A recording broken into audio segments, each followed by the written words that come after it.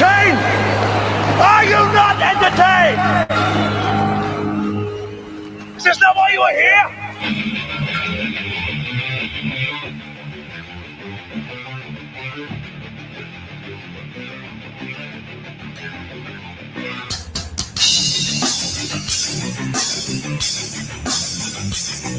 How we all doing? Welcome to another installment of The Rational Male. Today I'm going to have Ryan Stone on with me today. He's just a little behind. I should be with him a little bit, but today we're going to talk about what is a Karen? You all know what a Karen is, right? It should be fun.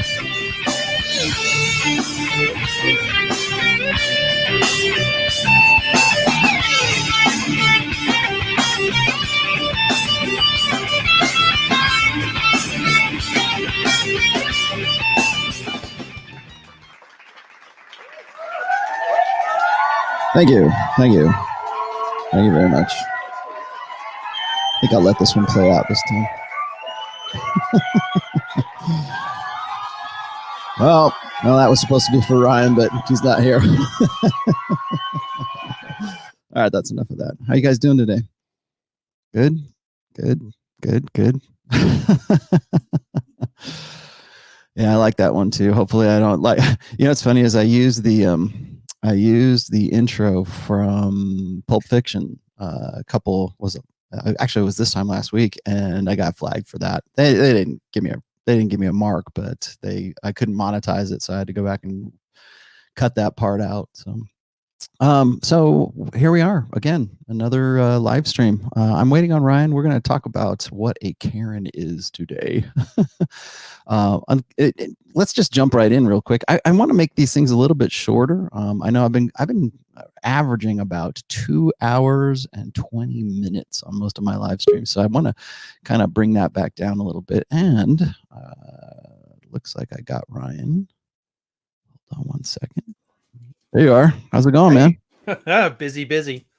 I figure I get through the videos finished. Oh, good. I figured I get through the intro music and everything before we get started here. So we're live now, just so you know. Oh yeah, I see the red thing. I figured. Focus. There you go. I'm actually working on getting my this thing, where is it right here? My Nikon to be an alternate camera right now. It's not 4K, but you can't stream 4K anyways, right? So. Yeah, it's 1080 as far as I can tell, and even then, YouTube doesn't recommend it. StreamYard only does 720. Yeah, it's true. Yeah, that's right, huh? It only does 720. So today we're going to talk about what is a Karen, and I'm glad you joined me on this one because I knew this is a topic that is near and dear to your heart. So this won't necessarily be like we're beyond the point where I could interview you because I know everything about you, but like what's funny about this whole thing is you have I wanted to bring you on for this one because you used to be, and for maybe some of my listeners and viewers and everything know this, and maybe they don't, but you used to be a moderator on the Red Pill subreddit, and in particular, the married Red Pill. That's I think where I first encountered you, right? Yeah, pretty much. I've been everywhere. I had to go with the Red Pill. You had to use pseudonyms, so I've since moved on from that, and reasons we'll get into later. But yeah, and that was even back when it was still like a co-ed space. Girls were told don't give your advice, but if you got some valuable female opinion, and then, well, yeah, Karen happened, and here we are. Yeah, exactly. Well, I think that's what's funny is because I get a lot of people they're like, what the hell is a Karen? And it's like, well, you have to kind of go and be familiar with, I guess, the slang of the internet. That I'll tell you what's interesting to me, and I don't want this to turn into like, oh, we're just going to go slam a certain kind of woman down, but I want to sort of dig into why the stereotype, or let's call it a stereotype. Why does that archetype of a Karen, why does that even exist right now? Because a lot of people will say, well, that's just a shrew, right? The taming of the shrew is pretty much was it Kate? Kate was definitely a Karen from back in the day. Oh yeah. So I wanted to talk a little bit about that today. I got a few things on the show roster here, the show notes. But the archetype's been around for a long time, and I think what's funny is like I was just looking at there's at least 4 different stories that I looked up.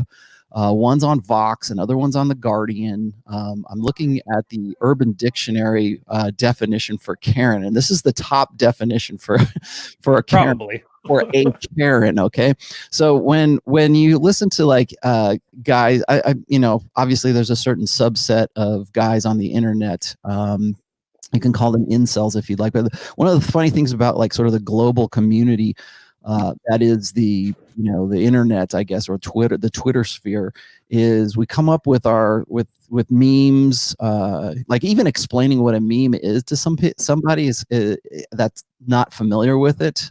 It's kind of I think Susan Blackmore did it really well. Are you familiar with her? No. What was that? She's the Richard Dawkins protege, and she just referred to it as in the same way that genetics transfer information from person to person through, you know, replication of the proteins and that. Yeah. Memetics do it through any other mechanism. Yeah. You know, and that's everything. Yeah, sunglasses, like your sunglasses or your eyeglasses there are a meme. Yeah, exactly. What was it? God Sod was saying that memeology is like almost like a virus itself. Like it's the idea that gets passed along from one person, and we've never lived. In fact, I wrote about this a little bit in book 4. Is we live in a time right now where memes are something that I guess sort of gets passed around the world now. I mean, you think about how quickly it passes. Let me just read this real quick. So this is the Urban Dictionary, and I think what's funny is like that I'm even going to the Urban Dictionary to describe what this is. It's cutting edge. Well, there's another one. Well, I'll read you some other ones because I've got a few more. But what is a Karen? A Karen is this: she gives raisins to kids on Halloween. That's a Karen. Okay. Drives an SUV to carpool her kids to soccer practice. Better hope the ref doesn't make the wrong call because she will sue. Dude, that's well done. Karen loves to use Snapagram to post her workout selfies. After a long day of talking to managers, and that's the sort of the standard joke right there. After a long day of talking to managers and driving her kids around, she sits down with her mom friends at book club and drinks lots and lots of wine. And then, quote unquote, oh my God, Karen, do you really have to talk to that Burger King manager every time they forget to give you a ketchup packet? Yes, I have Facebook and Insta Snap. So I have to Insta Snap it to all my friends to make sure everyone knows to watch out. Yeah, soccer mom is another one. I think the Urban Dictionary. This is actually kind of tame compared to some of these other ones. Yeah, well, because that's the thing. There's a certain archetype, and this is what I love about English. Now that I know a bit of French too, but when you say Karen, like, you know, a certain demographic of people will name their kids Karen, and those people grow up. So when you say Karen, people kind of have a demographic in mind already. Usually, white, upper middle class conscious, has a kid. And it's something I've noticed. It's mostly from my time in the military. Once friends started having kids, their wives flipped a switch. And I think it's like the female equivalent of MGTOW. Bear with me here. You know how men go their own way and they're like, nothing can control me anymore. I've got nothing left to lose. Well, I think once a girl's got a husband, especially in like the military or public service, one of those can't fire me jobs, she won't. Has a kid. Yeah, she's it. That's it. She's officially peaked. And she's got 0 Fs to give. And I have a feeling that brings out the absolute worst in people who have been keeping it under wraps because they needed to hit all of those life markers. I think that cuts to the core of what Karen is. That's funny. That's a good spot. Cause I've talked about this before, is like when you, like, guys will hit me up and they will say, how do I vet for a wife, Rollo? I'm sure you've heard, like, me and Rich talk about this all the time. How do I vet for a wife? How do I know she's going to, like, I don't believe in the one, but you know, I got to find, you know, if I'm going to have kids, then I do want a mother and I do want a wife. And how do I vet for this person? And what's fascinating to me is, like, these guys they'll ignore red flags and they'll look for like myself or Rich or you to give them permission. But what I always say is like, you need to look for genuine desire, right? That's the primary thing. First of all, you need to be your own mental point of origin, and you need to look for genuine desire in the woman that you're with. Well, the problem with that is that most women, when they look at most guys being beta, they look at them and they think, well, this guy will do. He'll just do. Mm-hmm. And I've said before is like, if you're with a woman who is saying like, they're not going to tell you that. I'm certainly not going to tell you that straight to your face, because they want that life plan to sort of work out, to work itself out. And so they're not going to say, well, you were just the guy who was just, available at the time and you were the plan B. They're not going to say that. You're not my Prince Charming or something like that. But what I tell guys is this: I said, when a woman is talking to you, she'll let you know what she really thinks of you. It's just that you'll rationalize away like the red flags, which is mostly what these guys do. But I said this does she want a wedding? Does she want a marriage, or does she want a wedding with you? Does she want a marriage with you? And that's the really hard part for a lot of guys to really come to terms with, because they're betting a lot on the future success of their lives and their children and their families. I mean, think about all the things that go into like putting together a long-term relationship.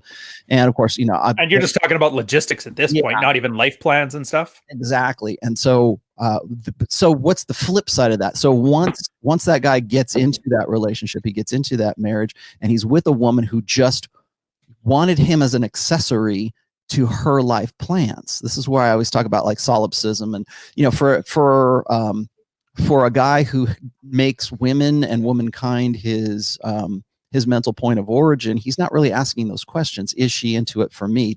Am I the guy that she can't live without or can't get along without? And to some extent, there's like a bit of like, you have to have value to somebody else, although they want to be with you, and having you help them get to their goals, that's a part of it. Right. So it's not that you can't just say, well, she wants a family, so she's just using more. Well, you're using her for sex. But you are right. You need to have that as like it can't be the primary focus of why she decides for you. Mm-hmm. Yeah. Well, what I've like, when you get to the point where that woman has what she wants, right? Once she has the kids, when she has the domestic kind of lifestyle that she's been looking for.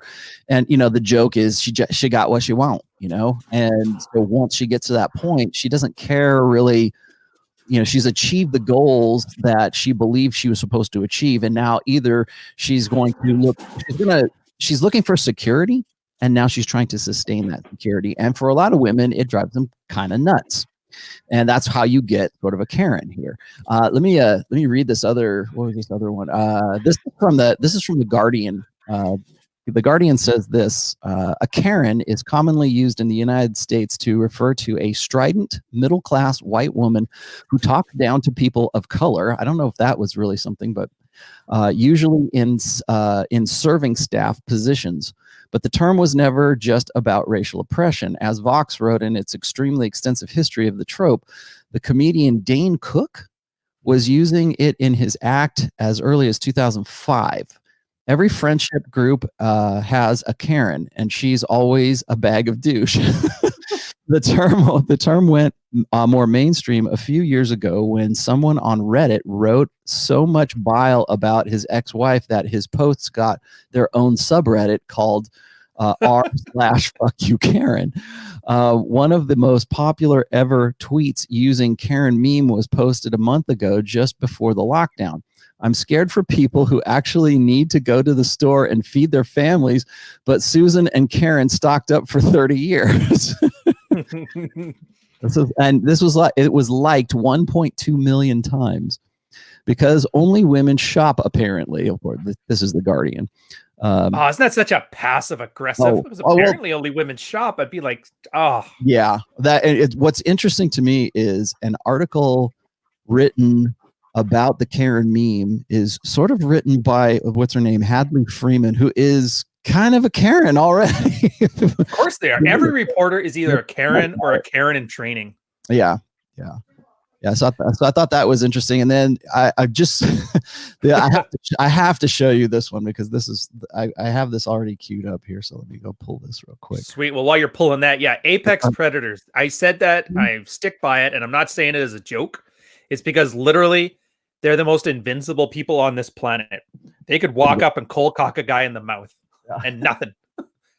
There's your Karen. There's your Karen right there. People were asking me if I did the cartoon of the thumbnail. No, I didn't, but I won't say that I didn't enhance it a little bit. So but there's that stereotype, that bobbed cut, that bobbed haircut. Unattractive, easy to manage. Yes. Somewhat aggressive. It says, I give up. That's what it says. This is, and I hate to use this as sort of a stereotype, but I kind of don't. This is what a lot of evangelical Christian women look like right now. And it's the I got everything that I needed. I won the round at Jeopardy or Wheel of Fortune, and now this is my life.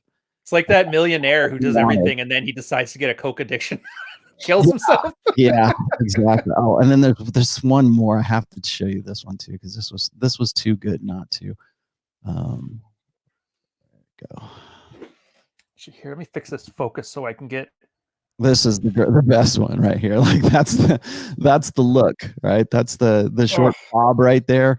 And I realize we're kind of joking around here today, and that's okay. But jokes need truth to work. They do need truth to work. You are correct. So and how many kids have had that nagging shrew of a mom that it doesn't make any sense? She has those weird rituals she does. It's like a mechanism of control. Like the COVID, great example of that. How many girls now have the most absolutely ridiculous security theater plans for how they clean? I've seen some ridiculous stuff out there, and a lot of like go along to get along husbands are just letting it happen. A lot of kids are very frustrated with their parents because mom is essentially giving them magistical jujitsu or magical jujitsu as like a parenting strategy. So like that's why this Karen thing resonates. It's like cancer. Everybody knows somebody who died from a Karen. Yeah. My their soul. I have a let me see, what else do I have here? I'm going to try to keep up with these today here too. People always talk about archetypes of women, like adventurers, the good girl, materialistic. This is I'm glad you talked about this, because Yellow, I was going to talk about this at the end of my, it's actually on the end of my notes here, but we can talk about it right now. Because PUAs talk about archetypes of women like adventure girl, good girl, materialistic, high-low sexuality. Is this true? If so, what is the evolutionary reason? I was going to talk about like how, like, I don't want this to just be like, oh, we're just going to talk shit about Karens today. Why did I come here? I'm done. No, but I want to explore why that archetype exists in the first place. And primarily, I think it's like I was saying before, when a woman gets to a certain point of security. When we talk about hypergamy, when we talk about alpha seed and beta need, once that woman gets to that point of protection and security and everything else, there comes a point, I think, particularly like let me ask you this before I continue on. How, like, for the stereotypical Karen, how old would you say she is? I put 35 to 45. Okay, so she's, after that you get into that grandmother one who just says what's on her mind, and everybody seems to like it now. I would agree. I think she is definitely post-wall. And by post-wall, I mean, I don't mean like maybe there's a good-looking Karen somewhere. Like, what was it? They just aren't as good-looking as they used to be. Hotep Jesus has a term for these girls. They're MAWs, MAWWs. Yeah, middle-aged white women. Yeah. He agrees, by the way, with the apex predator line. Oh yeah, for sure. Yeah, I thought that's kind of funny in the Hotep Nation kind of thing. That they have an actual term for this as well, but it's still the same archetype, and that sort of gets back to what Yellow's talking about here. Yeah, I mean there are angles that women, like characters that women want to play, to work to their strengths, to play to their best, their interests. And like he was saying before, PUAs will say the same thing. I've said this before as well. Play to your strengths. What are your strengths? Have a look. Like, what character are you playing? You know, are you the tough brother from the streets? Are you the, you know, the guy who's into the Cure? Are you the guy who, you know, are you a bodybuilder? Are you into tribal tattoos? Whatever. A combination of it, even like these things aren't meant to be evolutionary things. They're heuristics. It's peacocking, but it's peacocking on, I think, on a different degree. So you're like, I've said this before, and I'll be the first one to admit it. Like when I was in my rock star 20s, I was playing a character. I didn't realize I was doing it at the time, but I wasn't like a conscious thing. It was just what I did. But at the time, I was playing a character that women wanted to get with. They wanted to experience the rocker bad boy. They wanted to experience the bodybuilder guy, or like I said, the tough brother from the streets, or whoever, whatever it is. There's sort of there's that character. And Adam Carolla described it as this, is that women are like casting agents. And they're looking for that particular part. And if you fit that role, if you have that character, then that's what they tend to look for. The same thing applies to women. So there's the good girl that everybody knows, right? And I've written at least 3 different essays about like how the good girl is kind of this. It's a smokescreen. It's kind of she's like the female nice guy is what it is. Yeah, it is. It's a character that she's playing, and like it's not even that. It's all about reputation for her. It's not about actually being good. It's about being perceived as good, and that's the kind of scary part about these ones. That's why Karen most likely used to be a good girl. Right. Or she, I think that I hate to like pigeonhole too much, but the problem is like, that's where it is. That's where it starts. Like, yeah, maybe she was that good girl. Maybe she was the church girl. Maybe she was the girl who got married a little bit earlier than her epiphany phase. And then she goes through, like Karen is the girl when she was a girl. She's the woman who was the girl who got everything she wanted. She got the guy, the husband who's not like ultra rich, but he's maybe a dentist, right? Maybe he's got enough money so that they can live comfortably, and they have maybe 2 or 3. He's the 80% man, right? Or 70. Actually, I'd say 79% man. So we can tie it into that Pareto principle. He's not the 80% man. Yeah, and I should also add this, is like that Karen archetype usually is married. Usually is married, usually has kids. It's not uniquely that way, but he's usually I've never heard of a divorced Karen. Yeah, well, I don't know. Could there be a divorce? I think there could be a divorce Karen. Well, there could be. I mean, bitchiness isn't a demographic, but that's where I was going to go with this next was a lot. Like, here's what I get, and I'm sure you've heard this from a lot of feminists, especially this week, because we've been inundated with, you know, Karen feminists everywhere. That's another thing. Combining the feminist grift with the Karen archetype is. Oh yeah, I don't even get that far. I make it as far as cooking, and then they're like, "Yeah, you got to do these 18 tasks for me to cook." I'm like, "Oh, yeah, you burn water. You ain't making demands." But the whole thing with women, like, particularly feminist women, hate to be called bossy or bitchy, because they think that they are living, and this is like for the sort of the power suit feminist, the girl who's, I can make it in the world of a man as well as any man kind of thing. And so her archetype, or the basis of what she thinks makes her powerful, is really a male archetype. It's a male oriented version or goal of success. So if a man is successful and he does these things, she wants to do those things too, so that she can sort of compare herself and like live on that same kind of degree as her. But those women hate to be called bossy or bitchy, even when they are bossy and bitchy. Well, that's what I was going to say. That's the funny thing. You could describe everything, just leave the word bossy or bitchy out of it, and they'll agree with you. So it's not that they don't agree that they're doing it. They just don't agree that it's wrong. Yeah. Well, think of the ego behind that statement. What's funny is, and women will bring this up, and I don't.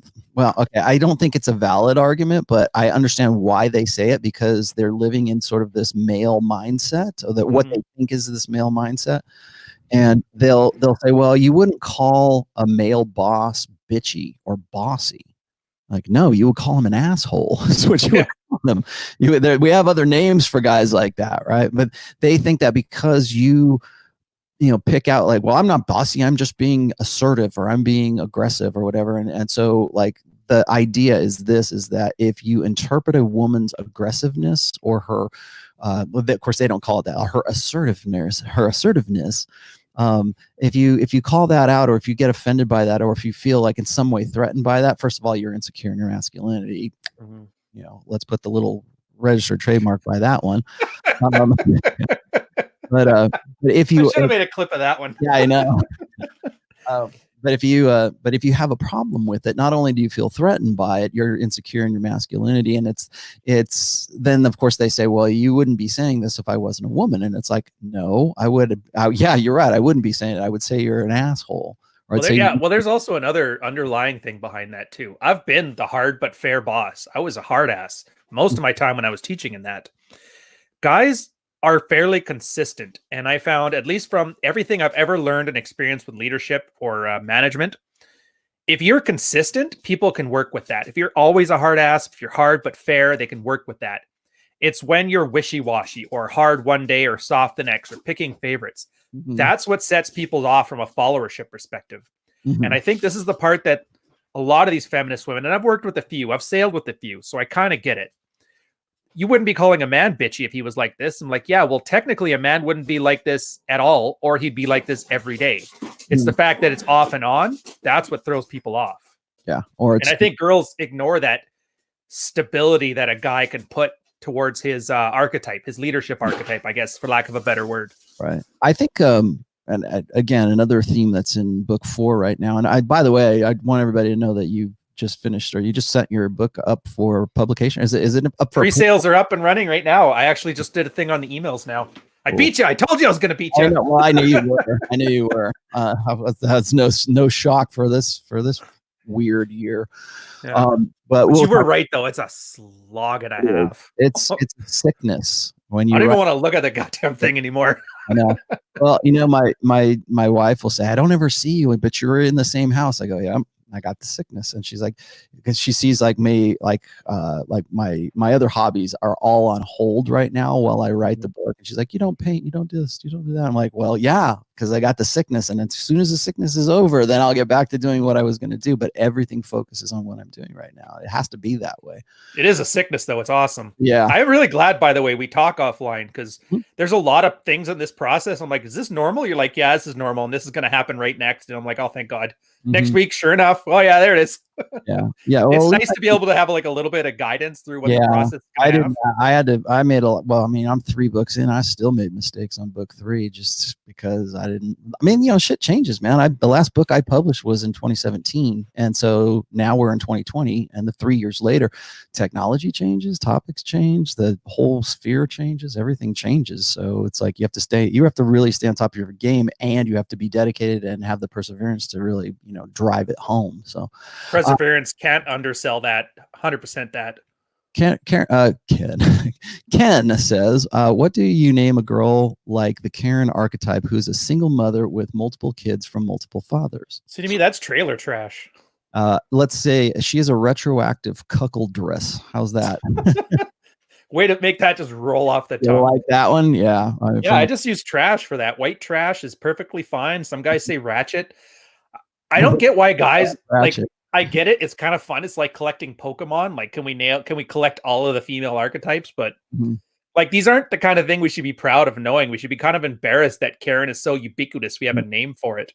Well, okay. So the other things that I had on here that I wanted to talk about, my next point here was, how did Karen become a sexist slur? According to The Guardian, according to Vox, they're writing like, what fascinates me is we have all kinds of, ways to call guys like incels, or, incel is something, but they don't write they certainly don't write to the same extent or from the same, from the same point of origin, I guess, when they talk about incels as they will when they talk about like somebody, oh, you're a Karen.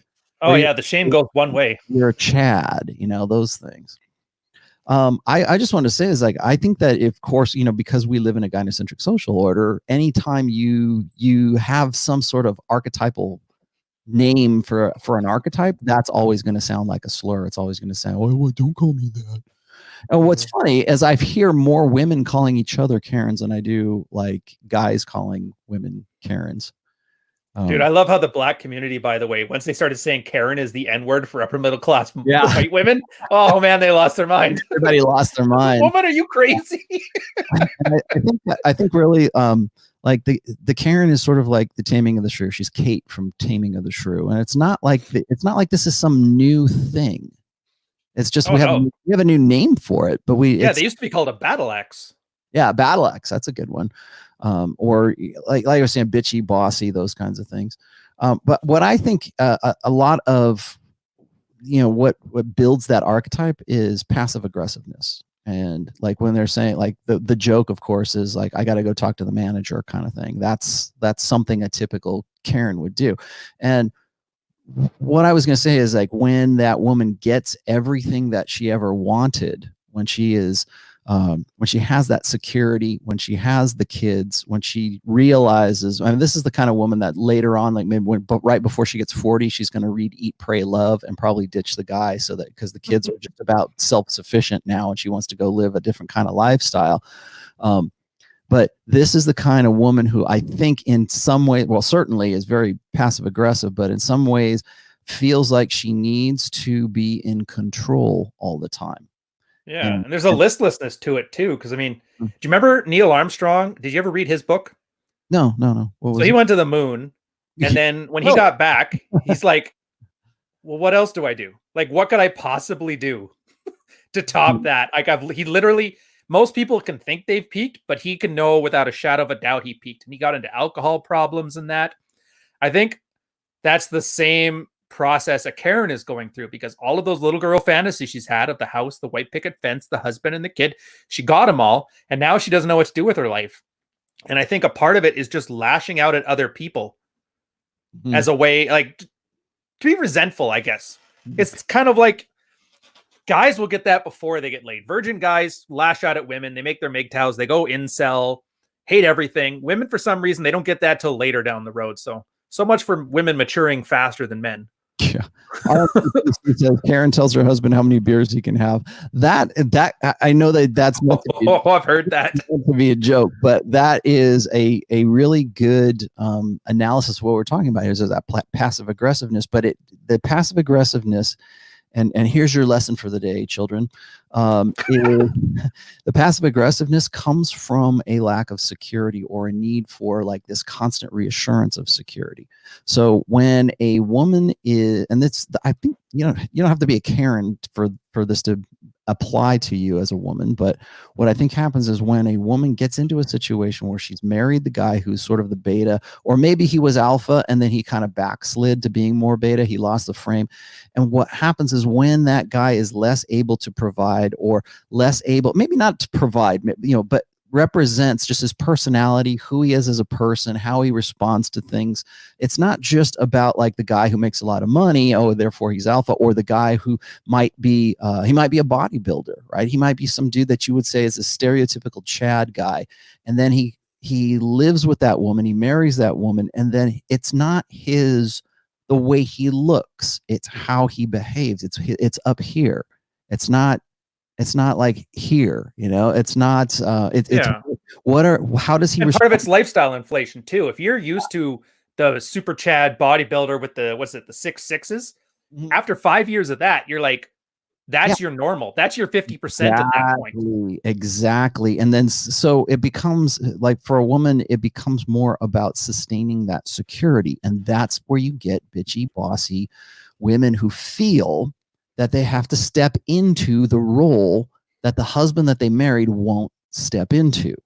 So if the guy, like if she doesn't respect the guy, and we've talked about respect ad infinitum on this show, if a woman doesn't respect that guy as being the alpha, as being the authority in the family, and here's the thing, well, I've said this before, is, men today simply do not have any authority in their marriages because of the state, because we can make the MGTOW argument here all day long. Yes, you can't alpha the state. Okay, hard power, yes, I will argue soft power is one thing they're also kind of, but you go first and then I'll finish this one off. Well, I just to finish the thought here is that, like, when the reason why we see this stereotype, that like there's a name for it, the reason why we see this woman who is basically passive aggressive. Why is she passive aggressive? She's passive aggressive because she is trying to find some way to step into that role of the authority when she doesn't want to be there. She's like, Why am I the one making all the decisions? Why am I the one who's sending the kids or to where they're going to go? Or why am I filling out the college applications for these kids? Why am I the one that's taking out the trash? Why am I? And after a while, those questions stop, and she just presumes that she has to go and do those things. That's where you get a woman who goes, well, I'm going to go talk to the manager. I'm going to go, you can only have 4 beers because I know what happens to you after 5, right? No, you can't watch hockey tonight, or you can go watch hockey in the guest room because we have, there's people around. I don't want you. And that resting bitch face kind of permanently gets that frown. Right. You see these guys, and here's the thing is, and this is almost universally true. I see these guys, and this was when I lived in Florida. For whatever reason, but the guys there were really proud of their garages and their quote unquote man caves. And in almost every single instance where a guy was like, hey, check out my man cave, and he's got like this wet bar and it's like neon signs and a stereo system and whatever else this guy has, Barker lounger, and he's got a 72-inch flat, jerk off station. Yeah, exactly. All in like either in the basement or in the garage or something, and that's his man cave. In every single one of those instances, there's like his wife is exactly the Karen that you think that she would be. And the reason for that is because that guy has no authority in his own house, so he has to carve out some little area of his own, usually the garage. And I people are probably going to refer to this anyways, but I wrote an essay called "The Men in the Garage," and this was back when I lived in Orlando, and I wrote it because I kept seeing this same story over and over again, and I'm like, well, why is that? Why is your house not your man cave? Why your whole house is not, if you're the guy who has some authority, and these are the guys who go, yeah, I wear the pants in the house. No, you don't. If you did, you wouldn't have a man cave. Your whole house would be your man cave. And I don't know. We're not talking about guys who I leave the car that I work on in the garage because it's dirty in that, and I don't want to track mud through the house. We're talking about the guys who have like the mini bar. So in case there's some binary thinker here, it's like, well, I have to do it because we get it. But here's the point though. Hard power, 100% right. But, and this is a but, soft power, most guys just go along to get along. I have a lot of people I've known from my years in the military that just kind of, they don't care. And then the problem is, because they don't care, and because the Karen in training cares about everything, that she'll constantly push and do that, what did Carl call it? The death by 1,000 concessions. Mm-hmm, mm-hmm. And she'll always push. And he doesn't care. Well, I don't care. And the next thing you know, he's sitting in the man cave going, where's my house and family? Mm-hmm. But the point of this is hard power. Yes, if she wants to weaponize the courts, she absolutely can. But girls are risk averse and conflict avoidant for the most part. Soft power carries a lot of weight. And I'm surprised a lot of guys don't realize that first time you just tell your wife to shut the fuck up, and she does, that you realize that there's some power there. It's soft power that's granted. And if she really pushes, but as long as she's attracted to you, she most likely won't. I think one of the things that when guys do that, when they have that flash of alpha and they realize the effect that it had on their girlfriend or their wife or whatever, that puts them in a really dangerous position because they don't know what to do with it once that happens. Well, thank God we got places like this on the red pill that guys can see what the potential is. So you can see what you can do with it. Like, well, most blue pill guys simply don't want, they feel uncomfortable in assuming authority at all as it is. Mm-hmm. So once, like, they'll complain all day long that their wives won't sleep with them, or their girlfriend is, she's turned off the sex spigot or whatever, or they can't stand living with her anymore because she's a Karen, because she turned she turned on me, bro, and maybe that's true, but they still feel more they feel uncomfortable with that situation, but they feel more uncomfortable in trying to assert themselves into a position of authority within the house. A lot of people will say, well, a lot of couples will say this is like, well, we play even Steven, we're a co-equal partnership. I'm looking for an equal partner in my marriage. It's the egalitarian fantasy. That's so Animal Farm, man. It's two on the nose for me. Yeah. More equal than others. Exactly. Well, and that's a problem, is like, show me what you think is an egalitarian marriage, and I will show you a marriage where the woman runs the whole show. Pretty much. In any, there's no such thing as an egalitarian marriage, and not even in homosexual marriages. There's always a dominant and a submissive partner in those, because there is something about us, something in the human firmware, evolved mental firmware, that looks for those traditional, we call them traditional, they're really conventional gender roles, where there is a dominant and there is a submissive. So when you go and again, when we were talking about the feminists who were talking about cooking on Twitter this week, there was that one girl they were all really good cooks, and we totally were misinterpreting them, but exactly, they just don't want to cook unless you do 18 different tasks for them to their satisfaction. Well, and why is that? Because it puts the obligation, it puts the onus on that person. I keep saying this all the time, that there are certain aspects of life, whether it's love or respect or honor, or in this case, maybe even like cooking, oddly enough, where women will approach that from a different perspective. For a guy to learn how to cook, he's not going, oh, I want to show my family that I love them, I'm going to learn how to cook. No, he learns how to cook because he has to. Yeah, I'm hungry. Maybe he wants to. He's hungry. Maybe he's a chef. You know, all of the top chefs in the world are pretty much male right now. Mm-hmm. So what does that tell you? So when guys learn to cook, usually today, and this is what Rich Cooper's original point was that guys learn to cook today because women simply don't do it anymore. And that reminded me of a post that I did with Dalrock back in like 2014, where we were talking about how the act of cooking for women is an act of love, or it's an act of showing appreciation. Now, what every egalitarian feminist is going to say is, well, I cook for my family all the time. Like, yeah, and with that attitude, and with that tone of voice too, because you think that, you know, it's a utility at that. It's malicious compliance, is what it is. Right. Right. And so when I say, it's one thing to cook for people, for your family, for your husband, for whatever, because you have to, because it's something, well, we got to eat, man. We got to eat before we go to work. Right. That's one thing. It's another thing to go, you know what? I'm going to learn how to cook and be a good cook, because it's an expression of love. It's an expression of nurturing. It's an expression of whatever. And you're never going to convince a feminist of that. You will never convince them. Dude, I don't even need to. I remember, I'm like most millennial kids. I was raised with like canned peas and minute rice.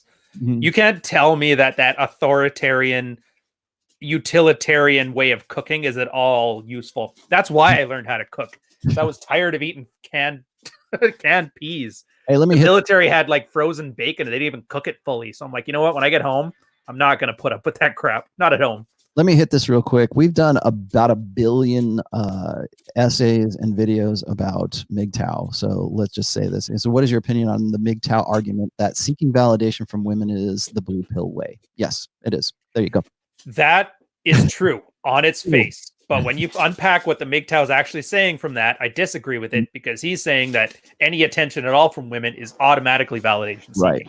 So they have no idea what they're asking. Correct. Is my general impression. Exactly. Except for the one guy who's arguing in the chat about this right now. You're the exception. Yes. So here's my thing is once again, I'll have to repeat this so you guys all understand. I feel like I have to do this on every fucking show now, which is I think that MGTOW get the analysis correct. I just think that the prescription is based on a lot of insecurities, and it's based on a lot of guys just not basically wanting to give up. And if that's what you want to do, I'm cool with that. Go ahead, give up. I don't care if you don't want to. Stop telling us about it. Stop asking us to pat you on the head for doing such a good weighing. But guess what? So the guys want to get laid, and you do too, actually. You know, the juice is not worth the squeeze, but you still want the juice. You just don't want to do the squeeze. That's all. Mm-hmm. So there's that. And then, my other thing is this, and I've had 100 guys, hit me up and go, I'd love to debate you about MGTOW. Well, what will we debate about that I haven't already covered about 1 billion times already? But the thing is they don't say, well, you don't know what MGTOW is. Like, okay, inform me. Well, that's usually exactly what I've said it is. The biggest problem with MGTOW is nobody has a concise definition of what it is, because one guy will say it's fucking dolls and it's dudes, dolls and dogs, and then another guy will go, well, I'm married and I'm a MGTOW. I don't make dude, which makes me laugh. somewhere between guy having sex with dolls and somewhere between the guy who's married or the guy who is living the lifestyle of Andrew Tate, and He calls himself a MGTOW too. Somewhere in between there is a concrete definition. When you guys figure that out, come back here and tell me. I'll be happy to listen to it. Until then, whatever. Exactly. And to be fair, Red Pill's got the same issue. We don't have some central authority of Red Pill. But the difference is there's no prescription with Red Pill. It's just tools. The idea is, and the only really hard and fast rules I would say from Red Pill is self-interest. Self-interest above all. Male solipsism is what we're aiming at.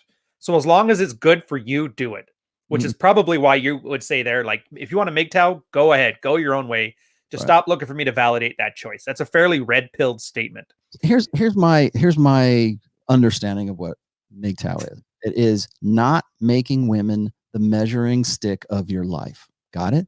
Like, not like just what he was just saying a second ago. Do you think that you're going to look for women for validation? Is that blue pill? Yeah, it is.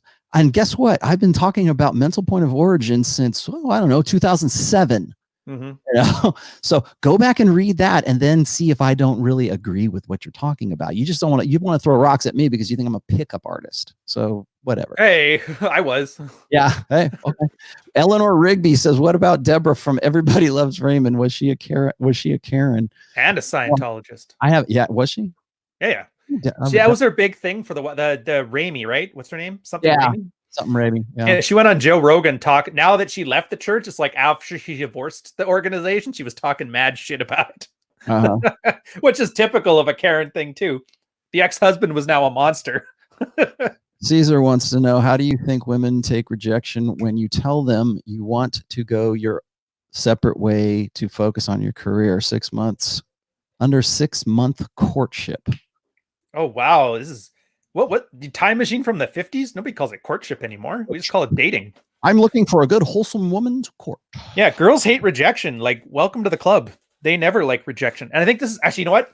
This kind of underlies this whole Karen thing and why guys are risk averse and conflict avoidant. And how do you think she'll take rejection? It's, you've got to be okay being the bad guy in somebody else's life story. And if you're not willing to do that, then you're always going to end up being a set piece in it, as opposed to the protagonist in yours. Yeah. So yeah, she's going to take the rejection bad. She's going to see 6 months as an investment because, you know, insert the meme about the eggs here. I don't want to go all Stefan Molyneux on you, but there's like something to it. Like if I left my girl today, she would be heartbroken for that same reason. I'd wasted her time for these last, I'm not going to do it. Well, I mean, there's also there's a few things that women have to invest in a guy if they're going to do a long-term relationship with that guy.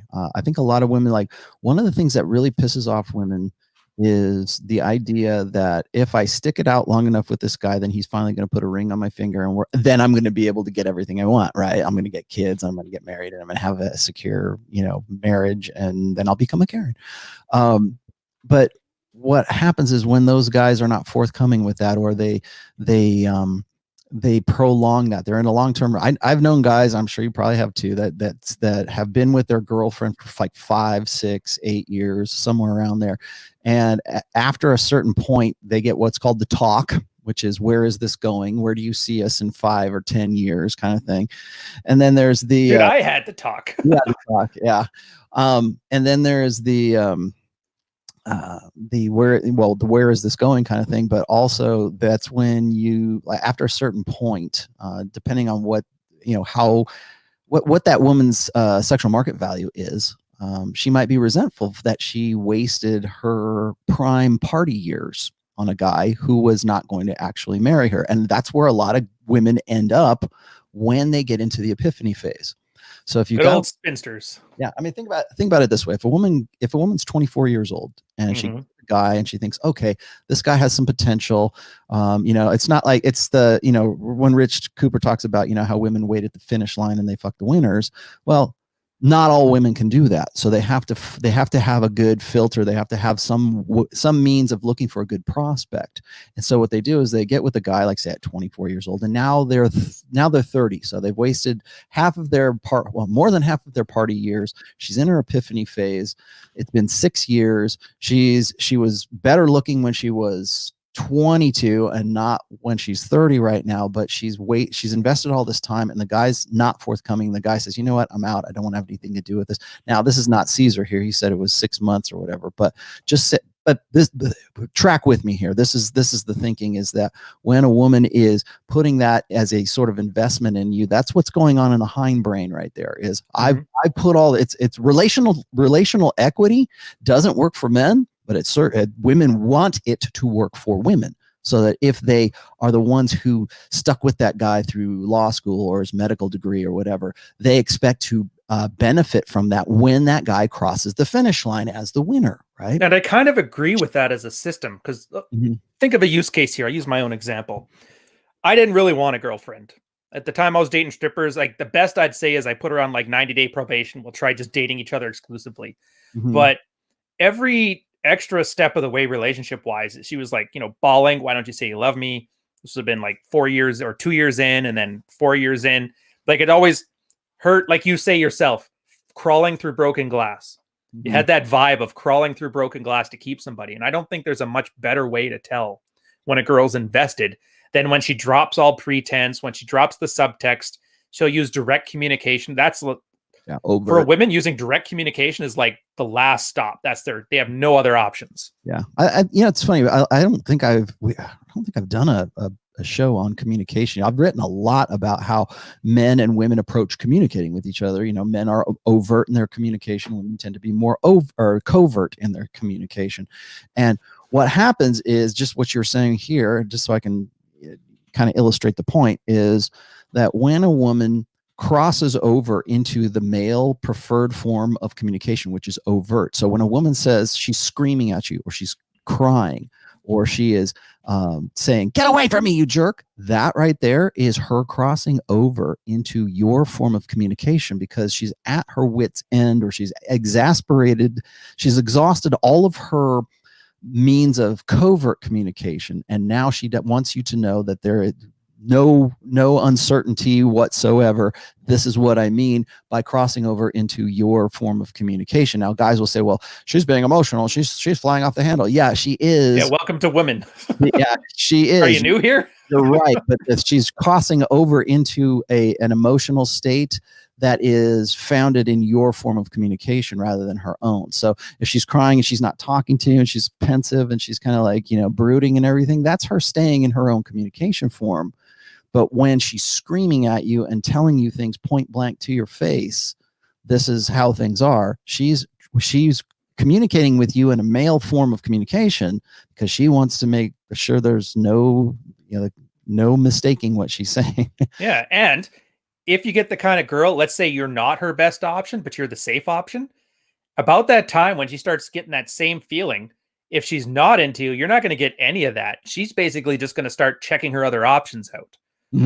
This is the part I like about it, because there's no ambiguity there. If all of a sudden you don't tell her I love her when she gets, instead of bawling and saying that she wants to hear it, she just basically looks to somebody else to say she loves you.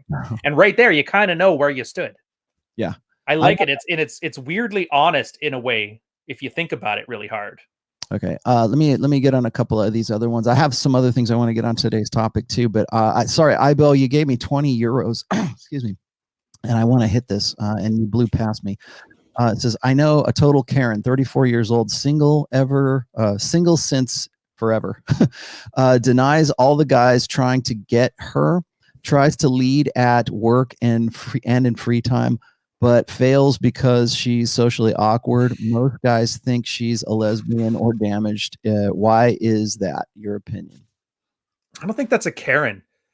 Good example of a Karen. Picture, like, if you're in a social circle, a bunch of married friends, and there's the one chick there that's Buddy's wife. You like Buddy, and she's just flexing on everybody and treating everybody like her children. That's more of a Karen. You're dealing more there with like a spinster type, somebody who just can't get a man and is overcompensating.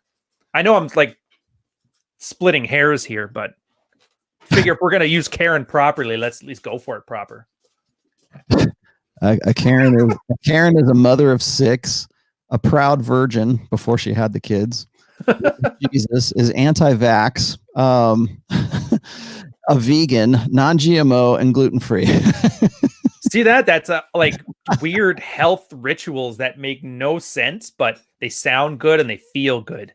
So I think that if you think that a woman is a lesbian, I think that disqualifies her from being a Karen.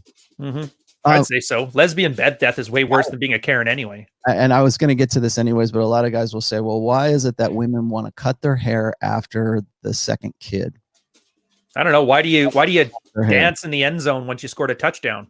I've said this before, and I said, if you go and you look at like, again, I hate to use celebrities, but if you look at like Emma Watson or you look at Scarlett Johansson, and there was a time in their life where they just bob their hair as short as they look like 12-year-old boys, right? I mean, they just look like 12-year-old British schoolboys is what they look like.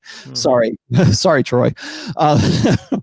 But I mean, really, that's what they're after. And what is that? That's an outward sign of something that's changed as far as like what's going on in their head. So if you go and you look at what was going on with like Scarlett Johansson at that time, or even Emma Watson, that's when she was like all going to the UN and saying, we need he for she, and we need men to be feminists too. And Scarlett Johansson is, wailing away at the women's march because her hair's cut short or whatever. And now look at her.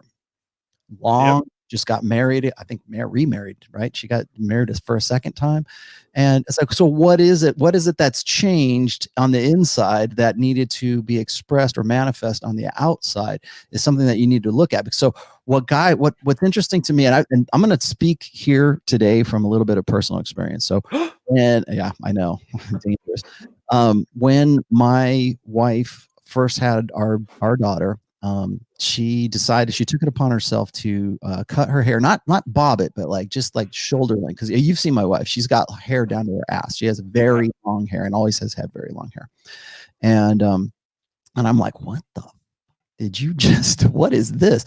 And she's like, well, the baby keeps like grabbing and pulling my hair. And I didn't want her to, it's pulling my hair and it hurts my hair and all that stuff. I go, you're growing it out.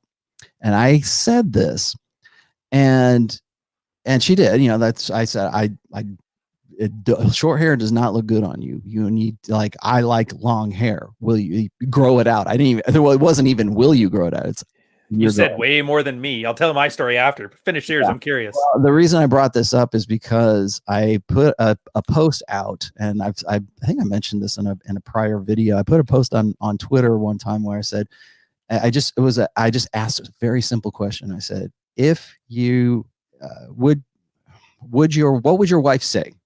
What would she say if you said, I prefer longer hair on you? Will you grow it out? What would she say?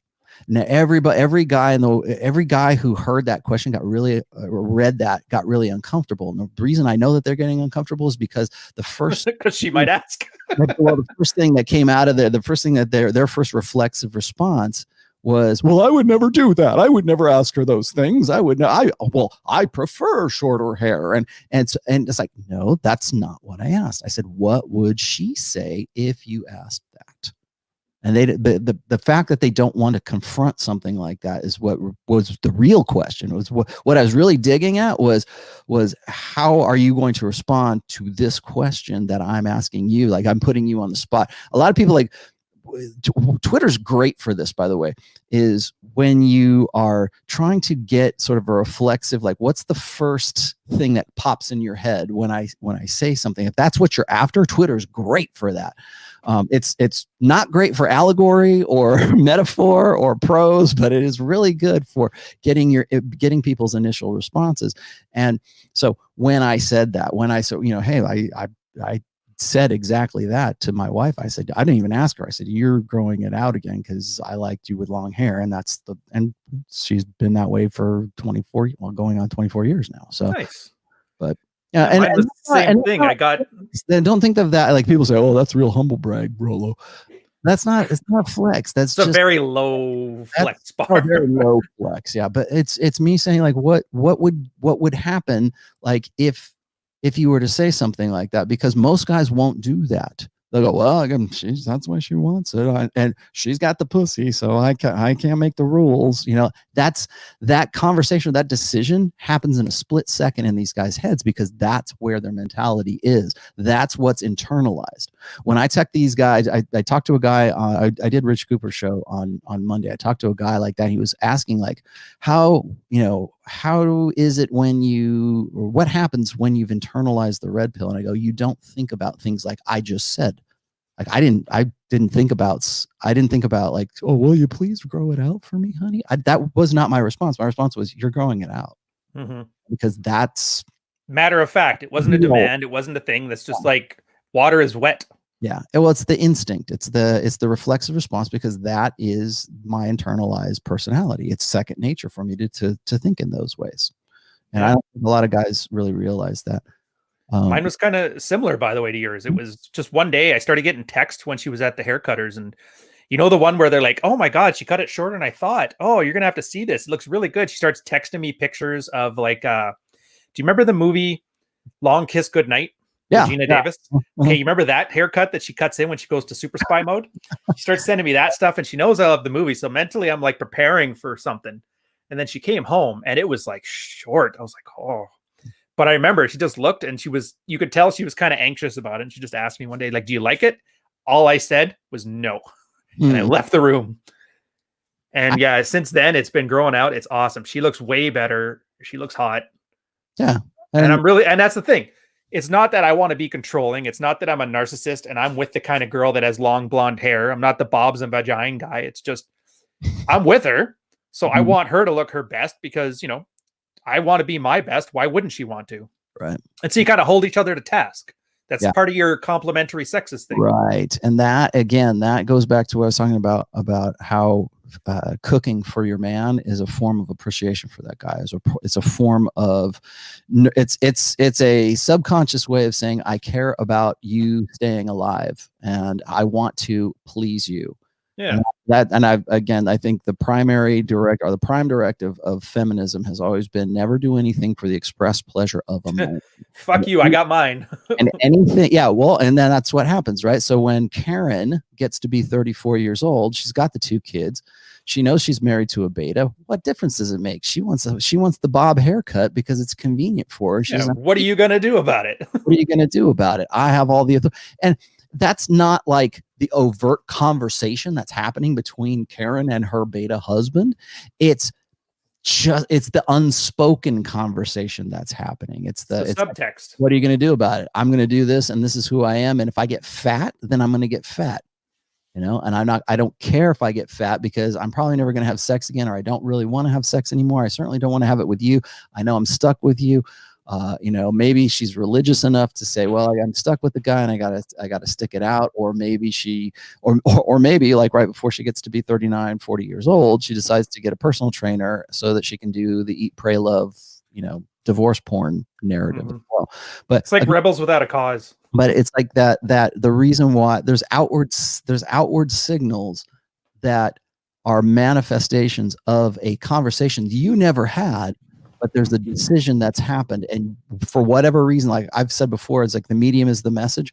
So when women do certain things, like watch their behavior, cutting her hair, bob short, like we showed here, the Karen cut, that is a manifestation. That's the medium. What is the medium telling you? The medium tells you is, I don't care what you think. This is me. This is the same thing for Emma Watson and what's her face? Scarlett Johansson. Oh, there's another one. I can't remember her name though. Feminists now, and we're about female empowerment. So this is the way we look. Oh, I need to find another man. I'm going to grow my hair long. Look what Scarlett Johansson did. Suddenly it's long now because she wants to look sexy for a guy, because she's looking for a dude that she wants to get married to and have a relationship with. Maybe I wish we could give guys that same will to power. That'd be awesome. Oh yeah. Well, we used to have it. We used to have that. That used to be the way. Prior to the sexual revolution, that's how things used to be. I got, let's see, Sid here. He just wants to rub out one for you. He says, you and Ryan are the best. Thanks. Sorry. Thanks for the adding further value to our lives. What is the correlation between INFJ and being a blue-pilled simp? Yeah, the guy who does MBTI is a blue-pilled simp. That's the correlation. There's your correlation right there. Technically, I know my type of Sagittarius, if that helps. Yeah. Astrology for fucking smart people. Oh, you're Jesus. Yeah. Dudes, like, look, there's a reason that it's bunk, and it's not just because the girl who created it was like a groupie for some cokehead psychoanalyst. It's because they've done studies. The half-life of the tests is like 6 weeks. So how useful is it when 6 weeks after you take it, half the people are going to test something different anyway? how useful does that sound to you? Yeah. It doesn't sound useful to me. Yeah.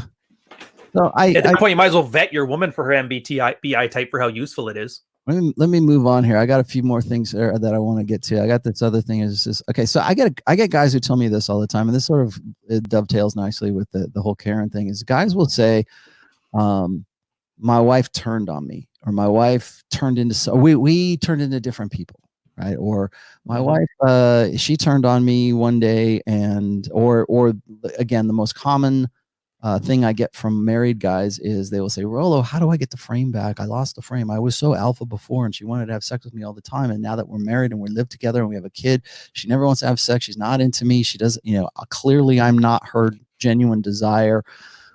She wants an open relationship. I don't know, whatever. How do I, she turned on me, man. She was my quality woman and now she's Karen." Yeah. And then you tell them about the process of dread and then they totally tune out and they don't want that. They just want to sulk and have somebody tell them it's okay and it's not their fault. Yeah. Well, I have no patience for that stuff. Yeah. And I don't either. And I think a lot of, I've said this before, it's red meat for the red pill. A lot of, and unfortunately I see this in every, I don't want to just pick on MGTOWs because I see this in every sort of factionalization in the sphere. But it is, there's no shortage of guys, coaches, and relationship experts and dating coaches, gurus and pinnacle. There's no shortage of those guys who are ready to give you red meat for the red pill, which is it's very easy. Like people accuse me of this all the time, and I'm the last person that want. Like I want to give you like detailed analysis. I could very easily sit here with you, Ryan, and we could just go, yeah, Karens. Let's talk shit about Karens for 2 hours. And bitches ain't shit. People will be going, yeah, team MGTOW, team MRA, team red pill, team whatever the fuck, Yeah. And those are the same guys that were following DDJ for the longest time too. They just want dad 2.0. That's why they hooked onto Peterson. They want a dad to tell them what to believe and what to think and what to do. And it's completely antithetical to what you or me or Whisper or anybody else is trying to do here. I'm glad you brought up Whisper because that's two more down and I'll get to that one. But I think what's funny is like guys who will complain about their Karens now, or the guys who are like don't know how to sort of how do I get the power back? They're saying frame, but what they really are saying is like, how do I step into the position of power, the position of authority that my wife wants me to be in, but because she's so insecure with who I am, and because I've abdicated any kind of authority, even soft authority, I've abdicated all of that, and I let her make the rules. She tells me that I can have a man cave. She tells me that I can watch hockey in the guest room. She lets me know how many beers I can have at our 4th of July. Such an expansive question, isn't it? It's like, how do I build a car? All right. Yeah. Well, so the easiest way, of course, is just don't get into that position. But that's hard to tell guys because most of the guys who have the problem are the ones who are coming to me after the fact. So, but you have to realize that guys, the same guys who are complaining about their Karens right now are the same guys who would have said that Karen was their quality woman back then. Oh yeah. Well, she was incentivized to, but you're right. It's 1,000 decisions from day one to day dead bedroom. And they failed so many of them. And the problem isn't any individual situation. And that's what they're looking for. Well, all you got to do is paint the bathroom pink. And it doesn't how it works. You actually have to change how you approach the whole relationship. Your underlying mental models are messed. You need to understand dominance, soft power, a little bit of transactional theory, evolutionary psychology, all this stuff we talk about. It sounds abstract and weird. And you can't really tell it apart from the pablum quotes at first that you hear from all over Twitter. But then once you kind of put it all together, you understand it, you start trying things, you start to see the difference between just regurgitated bullshit and actual like changing of mental models, actual advice, actual how would you put it, actual like masculine center of origin, point of origin. You start to understand the depth behind it, and that's when you don't have to ask, well, what do I do? You already know what to do. It's just, do you have the fortitude to actually do it, and are you willing to accept that things may not go the way you want them to, but you're going to come out the other side as a better man. This was too good not to put up on there. Karen attends Sensi parties over Zoom. Oh, is that like Pearl parties? No, it's, I think it wasn't. Oh, you know those. Scented candles. Isn't that what Sensi is? I'm pretty sure it's like shit that smells good over Zoom. Yeah, if you guys want, there's these things called pearl parties. If you've never heard of them, anybody with a wife probably knows of them. They're on Facebook. They're like trashy women. They buy these oysters from China where they artificially put colored pearls in them, and they literally run it like a gambling show, like a lottery thing. It's like, oh, what did you win? And you open it up, and then you send them whatever pearl came into it. Absolutely fascinating. And from a marketing perspective, they'll teach you more than 90% of like drop shipping and entrepreneur Twitter combined. Mm. Girls are damn brilliant. So I think, and I'll have to cover I think I might have covered this already, but I think a lot of guys are going to say, well, I'm looking here. Let me just go with this one real quick. I can't remember the guy's name, or I can't pronounce your name, dude. It's Ugata Kinmi or something like that. He says, at year 7 of 30 years of marriage, I created a Karen. So, and it's, I wanted to say that because another dude, where's the other dude that was right here? He was saying that basically all women become Karens at some point. Do you think that that is necessarily true? If you let them. Women act as shitty as you let them. Do guys create Karens? I'll put it this way. Like, can you picture a girl doing that, can I call the manager shit? If she was worried the next time she did that, her man would leave and go pick up a 20-year-old? Probably not. It's kind of, and if you leave them to their own devices, a girl will become that way. And I don't want to put it on men. I don't want to do that same tired argument of, well, if men would just step up, then women wouldn't be. But at the same time, you got to accept, if you're with somebody, if you're hypergamous best option, even if it's just temporary, she's going to take you and reflect you back at you. And if you're not taking the lead, if you're not being dominant, she's going to fill that void because she wants somebody to be dominant. Problem is, she sucks at it. Yeah. Like, I've never seen a guy in a man cave who runs his house. Ever. I'll just leave it at that. Yeah. I'm looking at these other ones down here too. Hang on one second. Oh, you got a ticker. How'd you get that? Yeah, I got a ticker. You can make them in the banners on StreamYard now. Oh, dude. Yeah. Welcome to the future, audience. There we go. So like, why is my branding not showing up? There we go.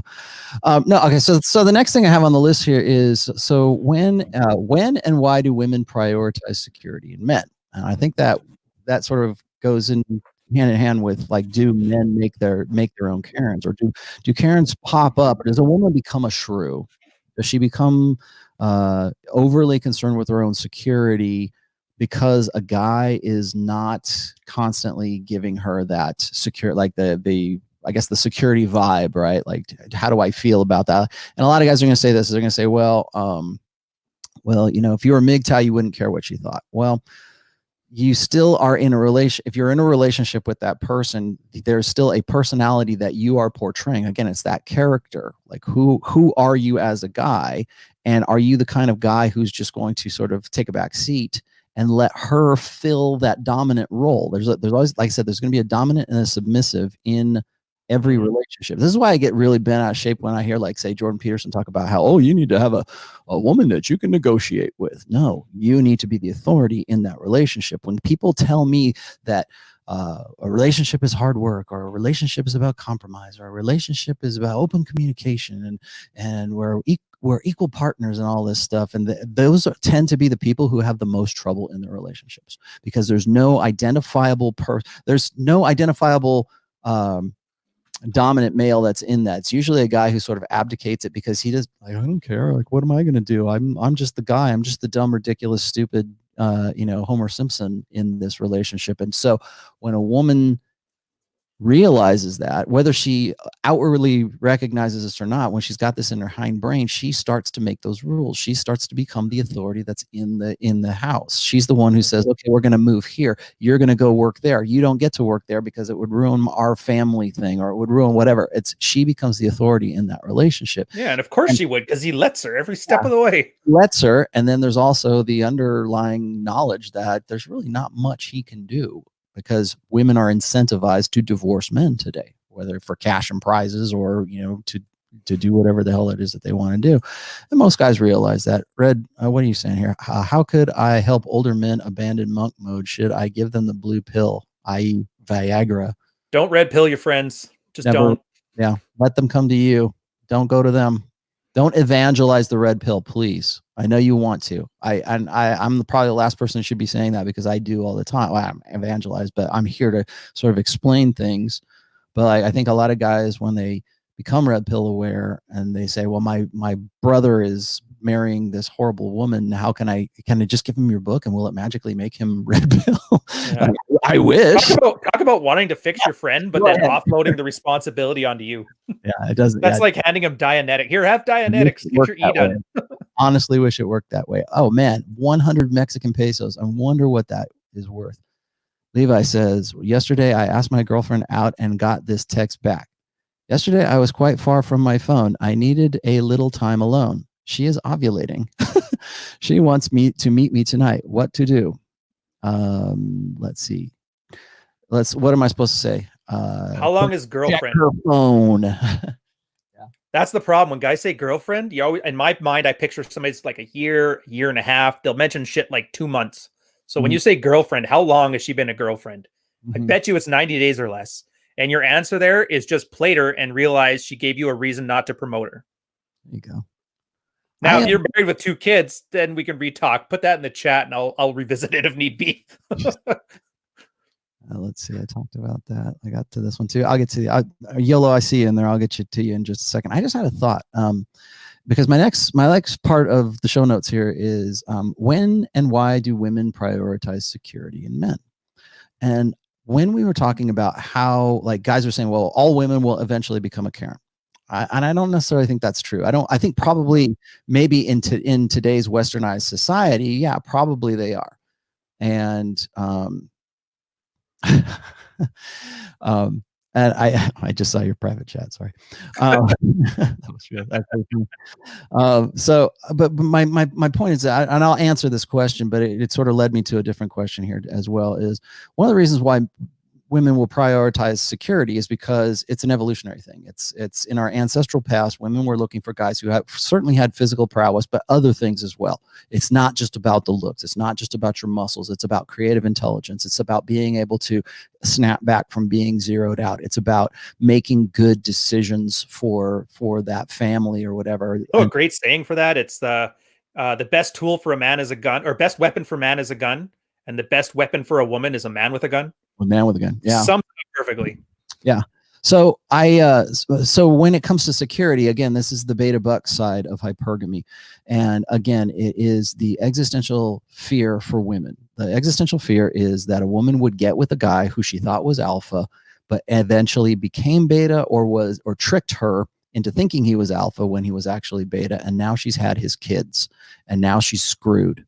And now she doesn't know what to do because back in the day, like that could be the worst decision that a woman will ever make. And there's something that's still in women's hindbrains in the mental firmware, the evolved mental firmware again, that makes a woman fearful that she's with the guy who can't protect her, who can't provide security, who won't be decisive, who won't be the dominant. And so therefore she has to step into that role of providing her own security for herself and for her children because he won't do it. And worse still, for that guy to be so indecisive and so beta and so wimpy for lack of a better term, that he becomes like another dependent, another child for her to be protective of and to have to protect and to provide for and everything. And you want to talk about how guys get cuckolded. And this is how guys get cuckolded because you become another child to her and she's only with you long enough or she's only with you because she has some sort of sense of connection with you because she's had your kids. But even today, because women are incentivized with cash and prizes for divorce, she doesn't have to drag you along. So when a woman feels like she's stuck, she becomes that Karen. She becomes that sort of shrew, that bitch that has to like, okay, I'll do it myself kind of thing. Okay, well, he can't do that. He can't make those decisions. I don't trust him to make those decisions. Again, getting back to that time when I was talking to Rich about how you vet a woman, I told him, I said, the most important thing to vet for a woman is, does she trust you with her life? Mm-hmm. And this is a bug. This is a feature, guys. Yeah, I told him, I said, if you said, hey, honey, we're going to go skydiving. I packed your parachute, put it on. We're going to go get in the plane and go jump. Would she do that? Would she trust you with her life to pack her parachute? Most women would say, get the fuck out of here. I I would mean, the never. guy is qualified to pack up. Let's stipulate that because I know there's some autism thing going. Yeah. Well, not qualified. Oh, you used a metaphor. Yeah. Yeah, I did. But yeah, it makes total sense. It's not even that it's like evil women. It's just women. Because think of cave Stacy. The cave Stacies that would just sleep with whoever, they got eaten by cave tigers because their Pokemon is very weak against cave tiger. Meanwhile, the ones that were geared towards finding cave chads who can either protect them from physical strength or because they're smart enough to make spears or whatever, those ones just survived and kept the gene pool going. So in the same way you can eugenically breed a dog that they're experts at hunting or shepherding, people kind of did that to themselves. And that's part of the benefit of like the sexual combativeness or adversarial nature of it. Girls settle for the best and they're fine with that. And then guys settle for more. And it just seems to work out that way, that it's a good combination to make, people that survive and populate the planet with 8 billion people and then eat bats and then stay at home for a couple months.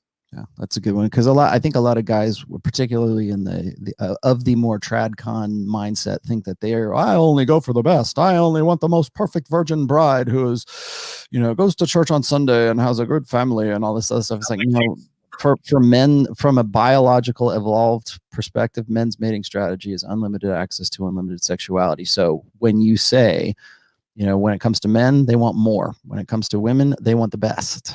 And every guy kind of knows when you hear a guy talking like that, you just want to call him a bundle of sticks. Yeah. Like, internally, you just kind of know.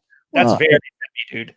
Well, because what it does is it changes the game. I've noticed that a lot of guys who are of the sort of patriarch mindset, or the what we call euphemistically the tradcon mindset, the more the traditional conservative mindset. Their game is all about virtue signaling. Virtue signaling is their game. They believe that if they virtue signal loud enough and strong enough, that the right kind of woman will fall into their laps. When in fact while they're doing that, they're completely ignoring the fact that human beings evolved into certain ways to have certain mating strategies. And I'm not saying that your virtue is worthless and meaningless. I'm just saying that it is, in terms of you solving your reproductive problem. Yeah, talk is cheap. Girls have that, the innate skepticism bias. They're automatically hardwired to distrust those virtue signals. That's why chicks do it, because they know men don't mind them. But yeah, they'll see right through it. And if they don't, they just instinctively do anyway. Yellow says, hi, what is the difference between being controlling, being dominant, and being the authority in a relationship? Is it okay to be controlling as a man? Yes. I'd say not consensus, but compliance.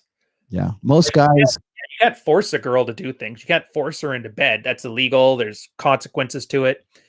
But if your word carries enough weight that she's willing to go along, leadership involves followership. It's just part and parcel of it.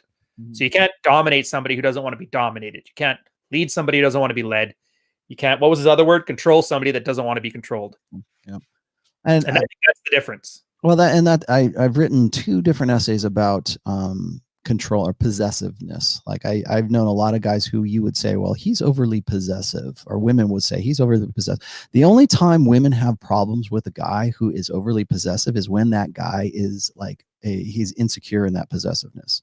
An alpha guy who's possessive, women love that guy. They want to be possessed by the guy who has that dominant personality.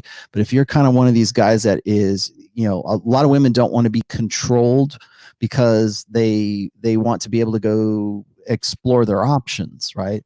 A woman who is with a guy that she wants, has genuine desire for, to genuinely be a part of his life, going out on girls' night out is not an issue that she has with that guy, because she prefers being with that guy than being out with her friends in Las Vegas on a weekend. So you don't have those discussions. So again, it's sort of like that. I always say that soft dread or passive dread is better than like overt dread, because overt dread kind of reeks of like, well, you don't do this. I'm at my wit's end. I have to give you an ultimatum, right? And I've always said that ultimatums are expressions of powerlessness. There it is. And that's exactly why I had to correct Dr. Smith when he was given that Dr. Babe line. By the time you get to active dread, you're checked out. You're like that girl 6 months before, like you said, finding the fitness instructor. You're literally taking that female strategy and applying it to male sensibilities. Mm-hmm. So if dread at that point, once you get to like level, I think it's level 6, you're doing active dread. At that point, you shouldn't be trying to win her back. Your goal there is to replace her. It's like a branch swing with an olive branch. So she has until you actually get her replacement and all your ducks in a row to start acting right and try and win you back. Mm-hmm. That's the male sensibility part. We're aspirational lovers. So if a girl acts right, more often than not, you'll take her back and stop the train. We don't check out. This sort of applies. Adam says, Rollo, how do you keep your wife from Karenship? Did I say she wasn't? No. No, I love your shed. Yeah, I love myself. Well, I'll tell you how that happens. And it sort of dovetails into this topic as well is, I don't have like my wife has never come to me and says, I really want to go out on girls' night out with my girlfriends. I've never had that a conversation with my wife because she doesn't want to do that. She never wanted to do that. And the other thing is I understand why guys ask me this because they want to find some sort of like formula so that they can duplicate it so that they don't have their wives don't turn into these, shrews. And my wife's not going to be the girl that you're going to get with. So just good call. Was it past success does not indicate future performance. So let's just, now that that's out of the way, it's my lifestyle and what I've done as a guy for a very long time. When I was working, I still am working in the liquor industry. I'm working with young women who are very good looking that I actually get to go pick to go on these jobs with me, go on promos with me. I'm out in the clubs for a very long time, and not as much anymore, but like back in the day, that's what I used to do. And if it wasn't for the liquor industry, it was for the gaming industry. If it wasn't for that, it was for something else. And it's just what I got myself into. Even prior to me meeting my wife, I was doing my music thing. Right. And I think really what it is it's just like you sticking to what your own identity is. And then again, I was in sort of a unique position where soft dread and social proof was something that I worked with all the time. So when you have a guy, natural then most guys, and I've said this, I think I've said this before, that most guys, particularly married guys, don't have the opportunities to show pre-selection in any way. So once you've married your girl and you've had a couple of kids and you have a cubicle job somewhere, it very, very rarely, unless you are some sort of exceptional specimen of mankind, like you go do bodybuild, you're a professional bodybuilder, but you're also a dentist, that's your real job, but your secret identity is Lee Haney or Dorian Yates, right? That's you. If you have something like that, then maybe, but most guys, the guys who have average jobs, the guys who are working construction, they don't have any opportunity to say, well, all the chicks love me, that's never going to happen overtly or covertly for those guys. And I think that when a woman actively pursue it, that's the problem. Yeah. And she doesn't, most women, once they get into the position that they're in, once they get to be the Karen, the stereotypical Karen, they look at those guys, or the hindbrain of that woman has sort of made up its mind about that person. That's one of the things that, like, when guys get divorced, they tell me, they say, how do I change? How do I be what she wants me to be? How do I be more dominant? Even YOLO here is like, how do I be controlling? Or what's the difference between controlling and authoritative and stuff? And if you're at the point where you're wondering those things and you're headed for divorce, or you're in like marriage counseling or something, I always joke that marriage counseling is like last stop before toll. The reason for that is because usually that woman has already checked out of that relationship like 6 months earlier, because she's made up her mind that you are this way. You're not anybody. You're not a guy that other men want to be and other women want to fuck. You're not that guy. And you're asking some paid $50 an hour pseudo shrink chiropractor of the shrink world to be the authority for you. Yeah. Do you see now why that doesn't work? Yeah. So I think just getting back to what I was thinking before here is like, why do women prioritize security in men? Again, it's the ancestral past where women needed that protection. They needed that. Yeah, and they're weak and they can't swing a cudgel.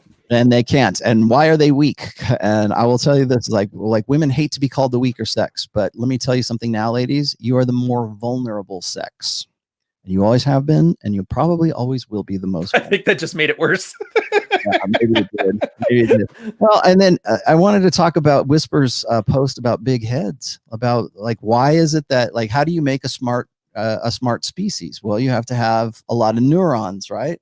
And the only way that you can have a lot of neurons is to start early in the gestation process, and that requires big heads. And you have to have a big head to, have a big brain so that you can be smart. And what that necessitates, of course, I'm probably going to butcher this, so stop me when I start butchering it, Ryan. When you have a species that relies on its intelligence, then the babies have to be sort of completely helpless and vulnerable for a long time. And the only way you're going to get those babies out is through unusually wide hips. Which another reason why women are the more vulnerable sex. But also, it takes a woman 9 months to gestate a child. Women tend to have less body mass than men do. And the reason I brought this up earlier this week is because I keep seeing, after all of this COVID-19 stuff, like, again, never let a good crisis go to waste. All I'm seeing is these articles about, well, men are actually the weaker sex because their immunities aren't the same thing as women. It's like, yeah, the reason for that is because women are the gestators of the next, they're the incubators of the next generation. And guess what? They wouldn't be that if men weren't there to protect them in the first place. Plus, you know how many men are right now working through this while the girls are staying at home and hiding? Of course it's going to hit men more. They're exposed to it more often. Yeah. Well, that too. Men are more exposed to it. But what the point that they're trying to make, and this is more or less true, is that women have better immunities than most men do. They live longer. They live an average of 7 to 10 years longer than most guys. They don't suffer from the same diseases, although there are gendered specific, like dementia. Actually, dementia and Alzheimer, oddly enough, is something that strikes women more than it does men. Oh, it turns out bitching is bad for your health. How about that? Imagine that, right? Or breast cancer and those kinds of things. We have gendered, let's just put it this way: sexist, or nature is sexist. Okay, yeah. I find those whole articles are so weird, though. That girls rule, guys drool thing. Like, what are you winning in this, other than, like, where are you spiking the football? Who gets the points? Where's the prize? Do you get a luxury cruise? It's just this weird. It's like the same thing as like, I hate to bring this up, like race realists. Well, I'm X race, so I'm better. Sounds like this is like the gendered version of that, and I find it just as distasteful. Yeah. And I'll tell you the other thing is, so when women say, well, women are actually the stronger sex because we have better immunities, it's like, yeah, well, you don't get to use those immunities if the saber-toothed tiger eats you in the fucking first place. So the reason why you have the reason why you even think that you are is because men have an innate need to protect women and protect children, as Whisper was saying in the Big Heads article that he wrote. And so the way that you keep those vulnerable, weak women and children alive is you in some way instill psychologically in men the need to protect women and children. Yep. And how do you do that? Well, the ones that don't do it don't die off, and the ones that do it breed, and they encourage more of it. Right. And it's just hereditary. Well, and yeah, the opposite side of that is like you said, well, how do you keep women from exploiting that? Well, women have to have some sort of innate need or want to be the submissive in that, because they recognize that they are the vulnerable, weaker sex, because they have to have the kids. They have to nurture the kids. Yeah. Environment helps on that too. When there's no saber-toothed tigers roaming the streets, that threat point isn't there. I don't know if threat point is the right word, but you're right. Yeah, there's nothing like, notice how nobody's argued about the 58 genders all of a sudden. One superflu goes floating around, all of a sudden everybody's just like, yeah, there's two, we're good. Got to focus on this now. It's funny how risk focuses the mind. Well, and so the reason I brought that up, if people say, well, that's kind of off topic, isn't it, Rollo? And I'm like, no, it's not, because that need, that vulnerability, that innate, like, hindbrain acknowledgement that the woman needs protection, the children need protection, the children need provisioning, they need they need safety, they need security. That is sort of a species mental firmware that is part of the female experience. That's why I brought up the fact that the existential fear is to breed with a guy who she thought was alpha, who is actually a beta, or is actually a chump. Now she has to be the one to be the strong one. She has to be the one who provides security for herself and for her babies. Now, people say, well, we don't live in those times anymore. There's no saber-toothed tigers running around the street. Rollo, what's the matter with you? Maybe you're so old that they were. But no, the thing is that the mental firmware, the idea that instinct took millions of years. That's there. Exactly. That primal instinct that she needs to look for the guy. Like, women don't know, they don't understand why they find a guy who looks like the hot fireman sexy. Like, they want to jump his bones and just ride him to glory. They just do it. That's just what they want, you know. It's just because it's part of it, but they don't realize that the reason that they're attracted to that guy and not the sort of wimpy, you know, overweight schlub that they know at the office isn't sexy, but the guy that's in their fireman calendar is sexy. It's not that they go, I'd like to breed with that guy right there. They don't. That's not a cognitive. Yeah, no, it's instinct. It's just that's instinct. She finds that guy's six-pack abs and the way that guy looks and the strong jawline and the V taper and everything else. It's not like she's not. Most women probably wouldn't even be able to acknowledge that, but that's what they go for. That's why male strippers have to have like stories and stuff that goes with they have to have some sort of fantasy or backstory that goes with that, because there has to be more to it than just the looks that go with that. But the reason I'm bringing all of this up is the way that you get a Karen is because of that survival instinct, because of that protector instinct. And so that's why women have to go, I'm going to send this back. Like she's sitting at the restaurant and she doesn't like the food. I'm going to send this back because this isn't what I want. Or, I don't know if maybe this is a Karen thing, but like particularly in the age of the pandemic here, Karens tend to be a little bit more germophobic, I would say. Huge. And yeah, what is that? That is a need for security against pathogens. Right? Have you watched any of God Sod's most recent videos about how pathogens or this instinctual need to be like sort of a germaphobe is actually an evolved part of like us being revolted by like, say, like a dead body, or like it's part of the revulsion. Yeah. I mean, I haven't heard him talk about it, but I've read a lot of the same stuff that he read to get to that conclusion. I thought that was like really fascinating, because you've been talking about that, especially when it comes to different cultures, because Western cultures have a different sort of, they're not as freaked out about germs as, say, like cultures that have high populations, like Asian cultures. So their evolved response to pathogens is different than, like, say, more individualistic cultures. And I thought this was fascinating, because part of the theme that I'm working on in book 4 is globalization. And now we're bringing this sort of these collectivist societies into the same world as these maverick, independent, meritocratic, whatever societies, individualist societies versus collectivist societies. And now we have to live together because we have a pathogen that's killing all of us. Yep. Yeah. It's a numbers game. It's clash of cultures. It's evolved sensitivity to certain bacteria and virus, and it's just not. I mean, if you want to take the optimistic route, just say there's always going to be some bumps when you're moving in the neighbors, but who knows? Maybe this is the kind of thing we don't walk back from. Maybe, I mean, I'm pretty sure that the super flu here isn't going to be what kills us, but had this been something, maybe Ebola ended up having a higher incubation period, that might have done it. It's not anthrax, and that's one of the things that kind of makes me a little bit, raise an eyebrow to all of this. Is it's not a super. This is not the Black Plague, right? This is not, like I said, it's not anthrax, but it's just enough to, like, make everybody stop in their tracks, kind of thing. And it's like, what would happen if we had a more lethal pandemic going around? What would we do? Would we reprioritize things? Would we have a vaccine or a cure or whatever you want to call it already, in place if it was killing, millions of people every day? Probably. Yeah. Well, I mean, polio was the perfect example of that. Yeah. Yep. Yeah.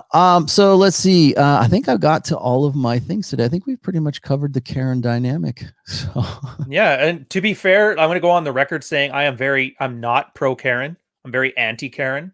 I find Karen shows me as like Karen is to wives what the man cave is to husbands. I consider it a failure of the relationship dynamic.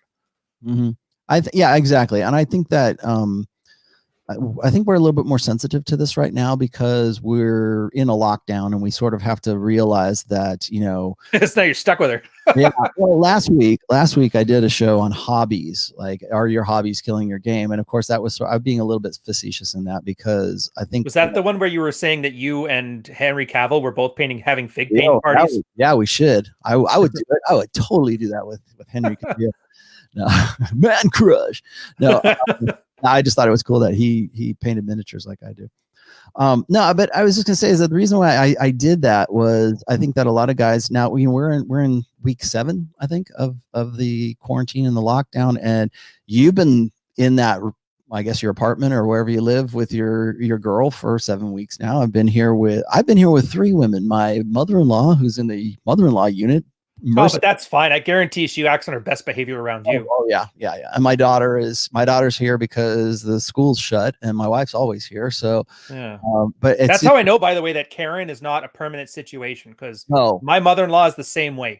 When it's her and the daughter, when it's her and the husband, ornery little crank. As soon as I get there, it's sunshine and roses. So I know they can put it away. They just need the incentives. Well, I think that there is an instinctual on an instinct level. I think that women want to respect a guy. They want to, but most guys aren't that guy, or most guys have been brought up in this egalitarian, equalist kind of mindset. And so rather than going with it, they feel uncomfortable with it. They feel uncomfortable in positions of authority, or even asserting their own authority as a guy. Like, I'm the guy, I'm going to take out the trash. Like, or like you and I were talking about, remember, and man, we got so much shit for this too. Like, paying for dates. And I'm of the mind that guys should pay for dates. And guys will say, well, no, man, you need to go Dutch. What this is the, this is 2020 or whatever. Like, no, that isn't of an egalitarian equalist mindset. For you to want that sort of gender parity between the two. And that on top of everything else, most women want to respect that guy. They want that guy to be that dude. They want to know that you just get it. I think that's a cross-wiring thing, though, too, because you're talking about dating a girl as in you like her, she likes you. These guys are talking about dating girls in that Dutch way, as a girl who hasn't earned that spot in your, I guess, tribe. Right. I'm a huge fan of, like, I'm not paying for dates, but I'm not paying for dates with the girl I just met. There is no first date. There's coffee. I'll spend $3 to find out if you're a psycho. That's it. Yeah. I think I put it on one of our earlier podcasts where a date isn't an interview. It's a reward. And I think that's the problem that a lot of those never always Dutch it guys are missing, is they're not realizing it's a reward, which is what you're getting at. But at the same time, I don't think they think you aren't talking about a girl you just met off of Tinder. You're talking about a girl that's already shown that she's good. She's interested, at least. What I ran into is when I started talking about that was guys would say, well, I don't want to get taken for advantage, man. I don't want to be what a foodie call. I don't want to be a foodie call. It's like, dude. Well, wait till you're fucking her already, then buy dinner. Then buy dinner. Yeah, exactly. Or you want me to thrust for you too? Yeah. Well, I mean, but it's like this over concern with the idea that you might get taken advantage of, and it's like, okay, go on one date. If you're going on 3 or 4 or 5 or 10 dates, and you're paying for it all the time, and she's using you for food, yeah, stop doing that. Really. And let's face it, as far as all the ways to get burned, a $30 meal you're getting off pretty easy. Well, the Tom Likas rule was always you never spend more than $40 on a girl, no matter what. Drinks, food, whatever it is that you're doing. $35 more than me. That guy's a pricey one. Yeah, that was his rule from way back in the day. I don't know if I necessarily agree with that. The other thing is, I think we talked about this at a certain convention a long time ago. Was if you no idea what you're talking about. If you ask, like, just for a guy to ask a woman out on a date, that puts him in the category of being sort of the blue, like boyfriend material, right? Yeah. He's already promoting himself as the provider dude rather than the alpha dude that she wants to get with, because alphas don't have to do that. Women will like, this is the idea that, well, if you're alpha enough, women would come to you and they would just want to tear your clothes off, and you wouldn't have to pay for a date because there would be no date. She would just go and jump your bones and you'd be done. And I don't know if that necessarily applies. I mean, I do believe, of course, that's it's like the way a 5-year-old would discuss it. Yeah. I mean, again, that's binary extremes, of course. But when are there guys that are like that? Sure, but not by order of degrees. Most guys, even the most alpha guys, are not the guys. Like, they still got to go on dates. They still have to have some sort of social interaction with that girl. It's not just like, now people are going to go, oh, not me, man. Look at all these girls on Tinder I have. But before Tinder, before the Tinder age. Even after Tinder, man, it's like there still has to be that you still have to have some sort of social interaction with that person. But the idea is that they don't want to pay for a date because they don't want to be taken advantage of. And if you were the kind of guy that women wanted to get with in the first place, that wouldn't even be an afterthought for you, because it would be drinks over here and we're going to go back to my place and bang. And that would be insecurity on the guy's part that they aren't able to tell when a girl's taking them for a ride or not. Because I'm like you, I'm a normal functioning guy who's socially aware and knows how girls work for the most part, enough to get through life. You can tell when you're being taken advantage of. You may go along with it for a little bit for the benefit of the doubt, but it's pretty early on you realize she just wants free drinks or she just wants a meal. Right. And I'm feeling that a lot of these guys that say they're never going to do this because they're never going to be taken advantage of, I don't think they can tell the difference.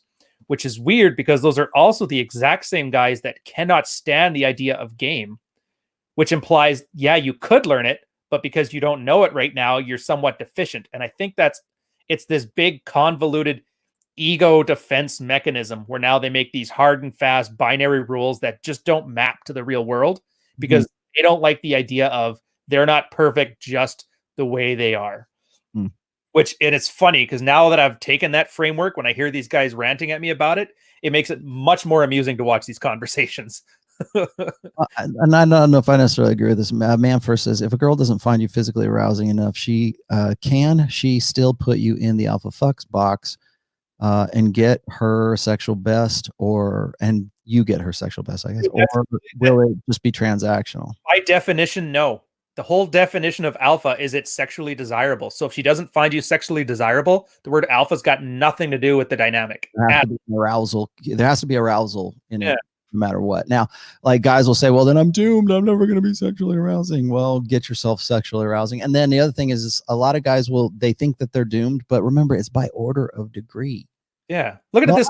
RSD Tyler, the hottest girl in the world. Yeah. RSD Tyler gets girls aroused. If he can do it, you can do it. I know. Yeah, exactly. If Owen Cook can do it, if Owen Cook has 2 kids out of wedlock, if he can do it, you can do it. Old, fat, and unamusing Carrot Top can do it. What's your excuse? Unamusing.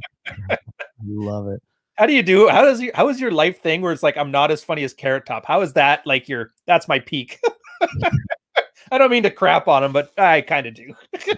Matthew says, is it a red flag if a girl gets depressed, stressed, staying in the house too much? That was kind of like what I was getting at just a minute ago, is like, and I think guys are starting to become, the reason I want to talk about Karen, because I think a lot of guys are sort of realizing that the chick that they were living with outside of quarantine, where they had to go to work and they had other things going on in their life, now suddenly they have to live with her, and they go, oh my God, I'm living with a Karen, right?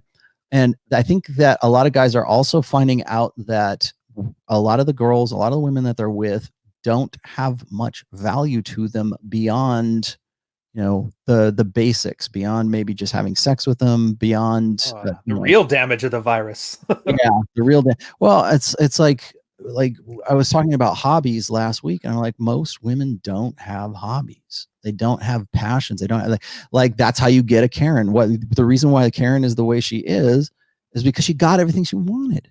Yeah, I don't want anything else. Here's a red pill proverb for you. And this is from Pook. Pook said the surest way to make a woman miserable is to give her everything she wants.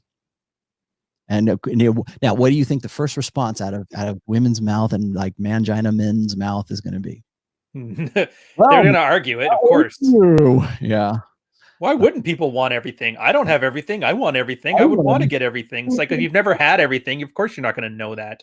That works for men. What's good for the goose is good for the goose. NEO says, hello, Rollo and Ryan. Women I date 19 to 25 make dating easy. Older women 28 to 35 only want to keep texting me, but no meetup. I gotta pull up that Hertz article. I'm in my mid 20s. Does age fitness fit in with hypergamy? Seek only older men. Here, I'll pull up the Chateau Artiste dating by age bracket. You pull up the one that you got your chart in. We'll throw it in the chat and solve this guy's problem with a little bit of light reading. There's one Artiste post that you need to read, and you'll understand. Like he actually, I almost did you put it in our chat or did you put it in the? Oh, his chat. 1 sec. That's the net.the.org. Okay, yeah, that's fine. I'll just kick it up there a second. This is the thing. It's the difficult and is that the .net one? Because I know there's a hard. Yeah, that's the wrong one. So come on, I'm fixing it here. Yeah, some guy put up his own links to it, which was nice, but yeah, the original one. I think that's Ricky. Did you talk to him at all or no? No, but well, he's on Gab, but I think it's that guy. But what kills me about Artiste and what makes me think that it wasn't actually Royce is because once the WordPress site got dumped, he never made any effort to really go and like reinstate it after that. It's like he only exists on Gab right now, and I don't think it's Royce. I think it's somebody else who's like sort of takes the moniker of Artiste right now. But yeah, anyways, that if you read that article, that's it. But if you read that article, it will show you like the difficulty of gaming women by age bracket, and I think actually 18 through 24 is one of those age brackets, if I don't miss my guess. And it's actually, it even says it's easier to game women who are younger in that age bracket than it is to game women who are right around the epiphany phase. And the reason I always, this is something I wrote about in, Preventive Medicine, is right around the epiphany phase is when women start to reprioritize the things that they are looking for in a guy, because they realize that they can't compete at the same level that they used to in the sexual marketplace. They can't compete at the same level at 32 that they could when they were 22. And so that changes the priorities. It's not like they don't want to get with a hot guy. They do, but it's like the quality of that guy is based on different prioritizing things differently. So where like she's 18 to 24 years old and she really wants to get with a hot guy, but then she gets to be 29 to 30 years old. And now hot guy is still up there, but hot guy with job looks good. Hot guy with, hot guy who loves his mother and puppy dogs looks a little bit better. Hot guy who will commit. that guy looks pretty good. So the priorities change at those. That's what you're probably running into, man. Yeah, it's just funny because he got the dates almost exactly on par with what Royce had there. I put the proper link underneath it there. I fixed it. Because, he was saying 23 to 27 or like 18 to 25 was the best.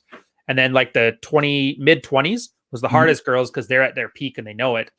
That pre-epiphany phase, 28 to 30, is when you get them and they're kind of like I guess wounded, I guess is the way he describes it. So like you can go for them, but yeah, after 31, he's like, it was the most time intensive waste of time ever. A waste of time at that point because there's too much it's too much work. At that point, probably juice is not worth the squeeze. When guys hit me up, they'll say like, I'm 35, 36 years old. I want to settle down. I want to find a good, I want to have a mother for my children. I want to minimize my risk as much as I can. I don't want to go with a girl who's on the carousel so much. I mean, because you're never gonna find your virgin bride, okay? Unless you're in some Muslim country or whatever, you're probably not gonna find it in westernizing countries. You're not. Yeah, he's asking for the impossible. That's the problem. Well, I said the best if you want an aged bracket, look for women between the ages of 25 and 27 years old. that's your age bracket, because they're still pre-epiphany phase. And if you can catch them early enough where they're still good looking and they haven't been on the carousel for as long as Karen has been by the time she's 36, you're probably in a better, if there's a sweet spot, that's the age bracket. But shift those goalposts to what you think of as like a girl who hasn't ridden it too hard. Great example of this.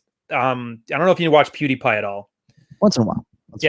Did you watch that one where he had like the Jubilee show, 5 people and a virgin or whatever, find the virgin? There was an 18-year-old on there with a body count of 70. And this is kind of reflecting more on my experiences. Like, I didn't meet a single girl in my high school who lost their virginity any later than 15. Most of the girls that I met in the military, and the ones outside of the military in my town, lost count at about 50. So I don't think even asking the question, like, that sailboat is gone, the house is burned down, the horses are out, looking for notch counts is a fool's errand. And I think it's Archringer or Royce, I can't remember which, that assume she's a slut but don't obsess. You kind of like that 35-year-old guy, he needs to understand, every girl is going to have a notch count 3 times as high as yours, and you need to come to terms with that, or just go MGTOW and have sex with a doll. And I am Generation X, and I can tell you that the first girl that I ever had sex with, she'd already had 2 guys before me, and she was 16 and I was 17. Yeah, it makes sense. That's Generation X. That is 1985 is when that happened. So talk to any girl. If your girl is honest with you, you're going to be surprised how many of them will say like 13, 14. Things like I bought a Super Nintendo at 13. I knew a girl in my high school who got pregnant at 13. There's always that that one girl in high school who's like, oh. Yeah, she stopped coming over to play Nintendo and I didn't know why. Right. She teaches all the other girls about premature pregnancy. Yeah. She's the well, don't do what I did girl. And this is a small Christian town. Everybody's all nice and moral and salt of the earth people. So any of these, that's the problem with everybody's little bucket list of proper qualities you need. Well, no tattoos, no short hair, goes to church, blah, blah, blah. I'm like, dude, I've seen all of them. And those women are just as much of a slut as any other one. Yeah. Aaron, just let it go. Aaron wants to know what's our take on women with mommy issues. Like they hate their mom? I was going to say like they hate their moms. Well, did you not hear what I just said about the slut thing? Same thing as that. I can't think of a girl. Does your girl like her mom?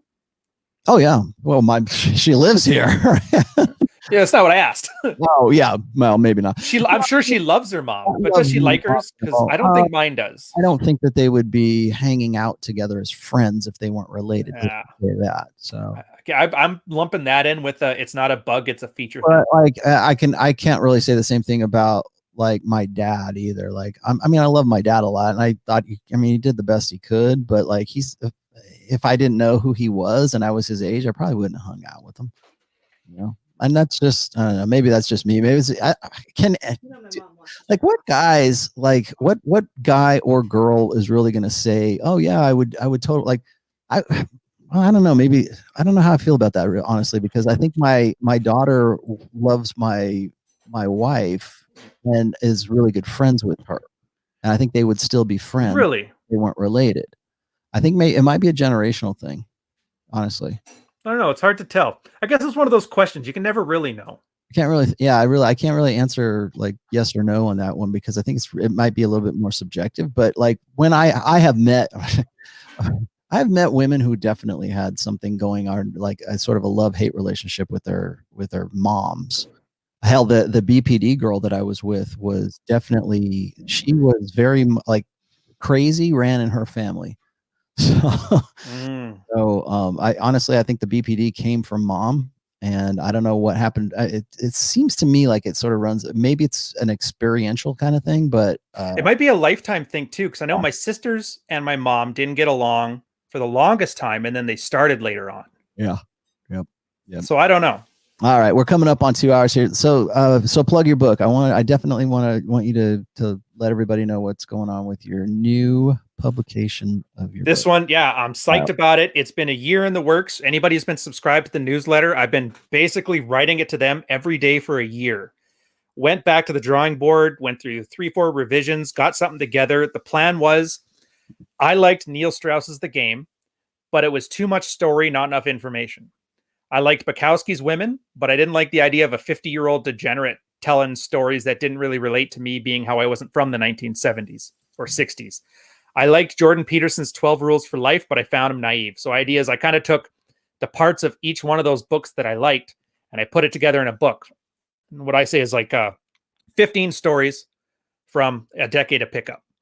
And it's 15 stories of me going through what I learned in pickup. They're not all like success stories. This isn't somebody bragging about how awesome and alpha he is and only 9s and 10s. This is literally what happens. And sometimes it was good and sometimes it was bad. But every time there's a couple lessons that I would learn from it. And that's kind of where I went with that. So, for example, when I talk about how every girl here is a slut, you just have to assume so, but you can't obsess over it, stuff like that. And it kind of lets you know how I came to those conclusions. And for most guys who are somewhat sexually successful, you're going to see your own story in there too, if I did the job right. So it's pretty awesome. I'm pretty psyched for it. It should do well. It's already ranked number 200 and what did it say there? 200 and something on all-time best love and romance novels, which I'm impressed because I haven't even put it out yet. There you go. Oh, geez. You know, and I think I was telling you, make sure that you do screen captures when it gets up into those, because that will be the one time that it does. You'll never get back. Like what was it? I was showing you the screen caps of positive masculinity, and it was like number one in fatherhood and number one in parenting. And I'm like, yes, parenting. Nice. Yeah, it was pretty cool. I noticed that number 1, number 4. That's pretty psyched. Yeah, I agree, though. I got to get screenshots of this stuff. For the first 4 weeks, I was ranked anywhere between number 4 and number 8 in all of my categories that I chose. So I thought that said something, and it's still ranked within the top 100 of when it comes to parenting or parenting boys or fatherhood, whatever those ones are. But yeah, more or less. And then the other thing is your print book is going to rank different than, like, say, your Kindle books too. So, which I assume, yeah, that one. So I'm a little slow on that one. I've got the manuscript ready. I'm just working on the cover. I figured since we're not going to be able to deliver these things anyway, I'm not in a rush. Yeah. And then I'm actually going to record the audiobook myself. I always like when the author does his own audio. It's good. So that'll be there when it's ready. I have no idea. I've never done that before, but cool. All right, man. Good. Thanks for joining me today. This has been fun. Guys, we're going to be doing Rule Zero on Saturday. It is April 18th, and that was going to be the day that we were going to do the Rule Zero live in Vegas, but clearly we're not doing that now. But I wanted to do a full live call-in show. It'll be on my channel. It'll be on this channel that you're on right now. And we'll just do, ask the professor, ask everybody. The professor. And we'll just do a straight up call in. I kind of wanted to let people sort of have a time to sort of sound off and to ask us things. And since we can't actually do it live in Vegas, we'll just do it live on this channel like everybody else is doing right now. So I wanted to sort of give something back to the guys who are going to go. Again, we rescheduled that. The actual live event will be October 2nd through the 4th of this year, assuming we're not all dead from a meteor or 5G hasn't sponsored hasn't spawned a radioactive zombie apocalypse. There you go. And then of course Sunday I will be doing this show once again. I was working on getting an interview with Deepika Barjawan, I think is how she pronounces her last name. She is the director and the producer of a documentary about the marriage situation that's going on in India, and I'll have more information for you guys later on in the week about that, but that'll be coming up on Sunday. Do you have anything else going on? You're still doing Red Mornings, right? Yeah, still doing Red Morning, 9 every morning. I'm about to release another video as soon as I get off with you. I would have had it ready an hour ago, but I didn't want to cut into this show, so I'm basically sitting here staring at it and hitting save once we're done. Yeah. Cool. All right, man. Sounds good. Thanks for joining me, and I will see you guys. We will see you guys on Saturday, 11:30 a.m. Eastern time. See you guys later. Bye.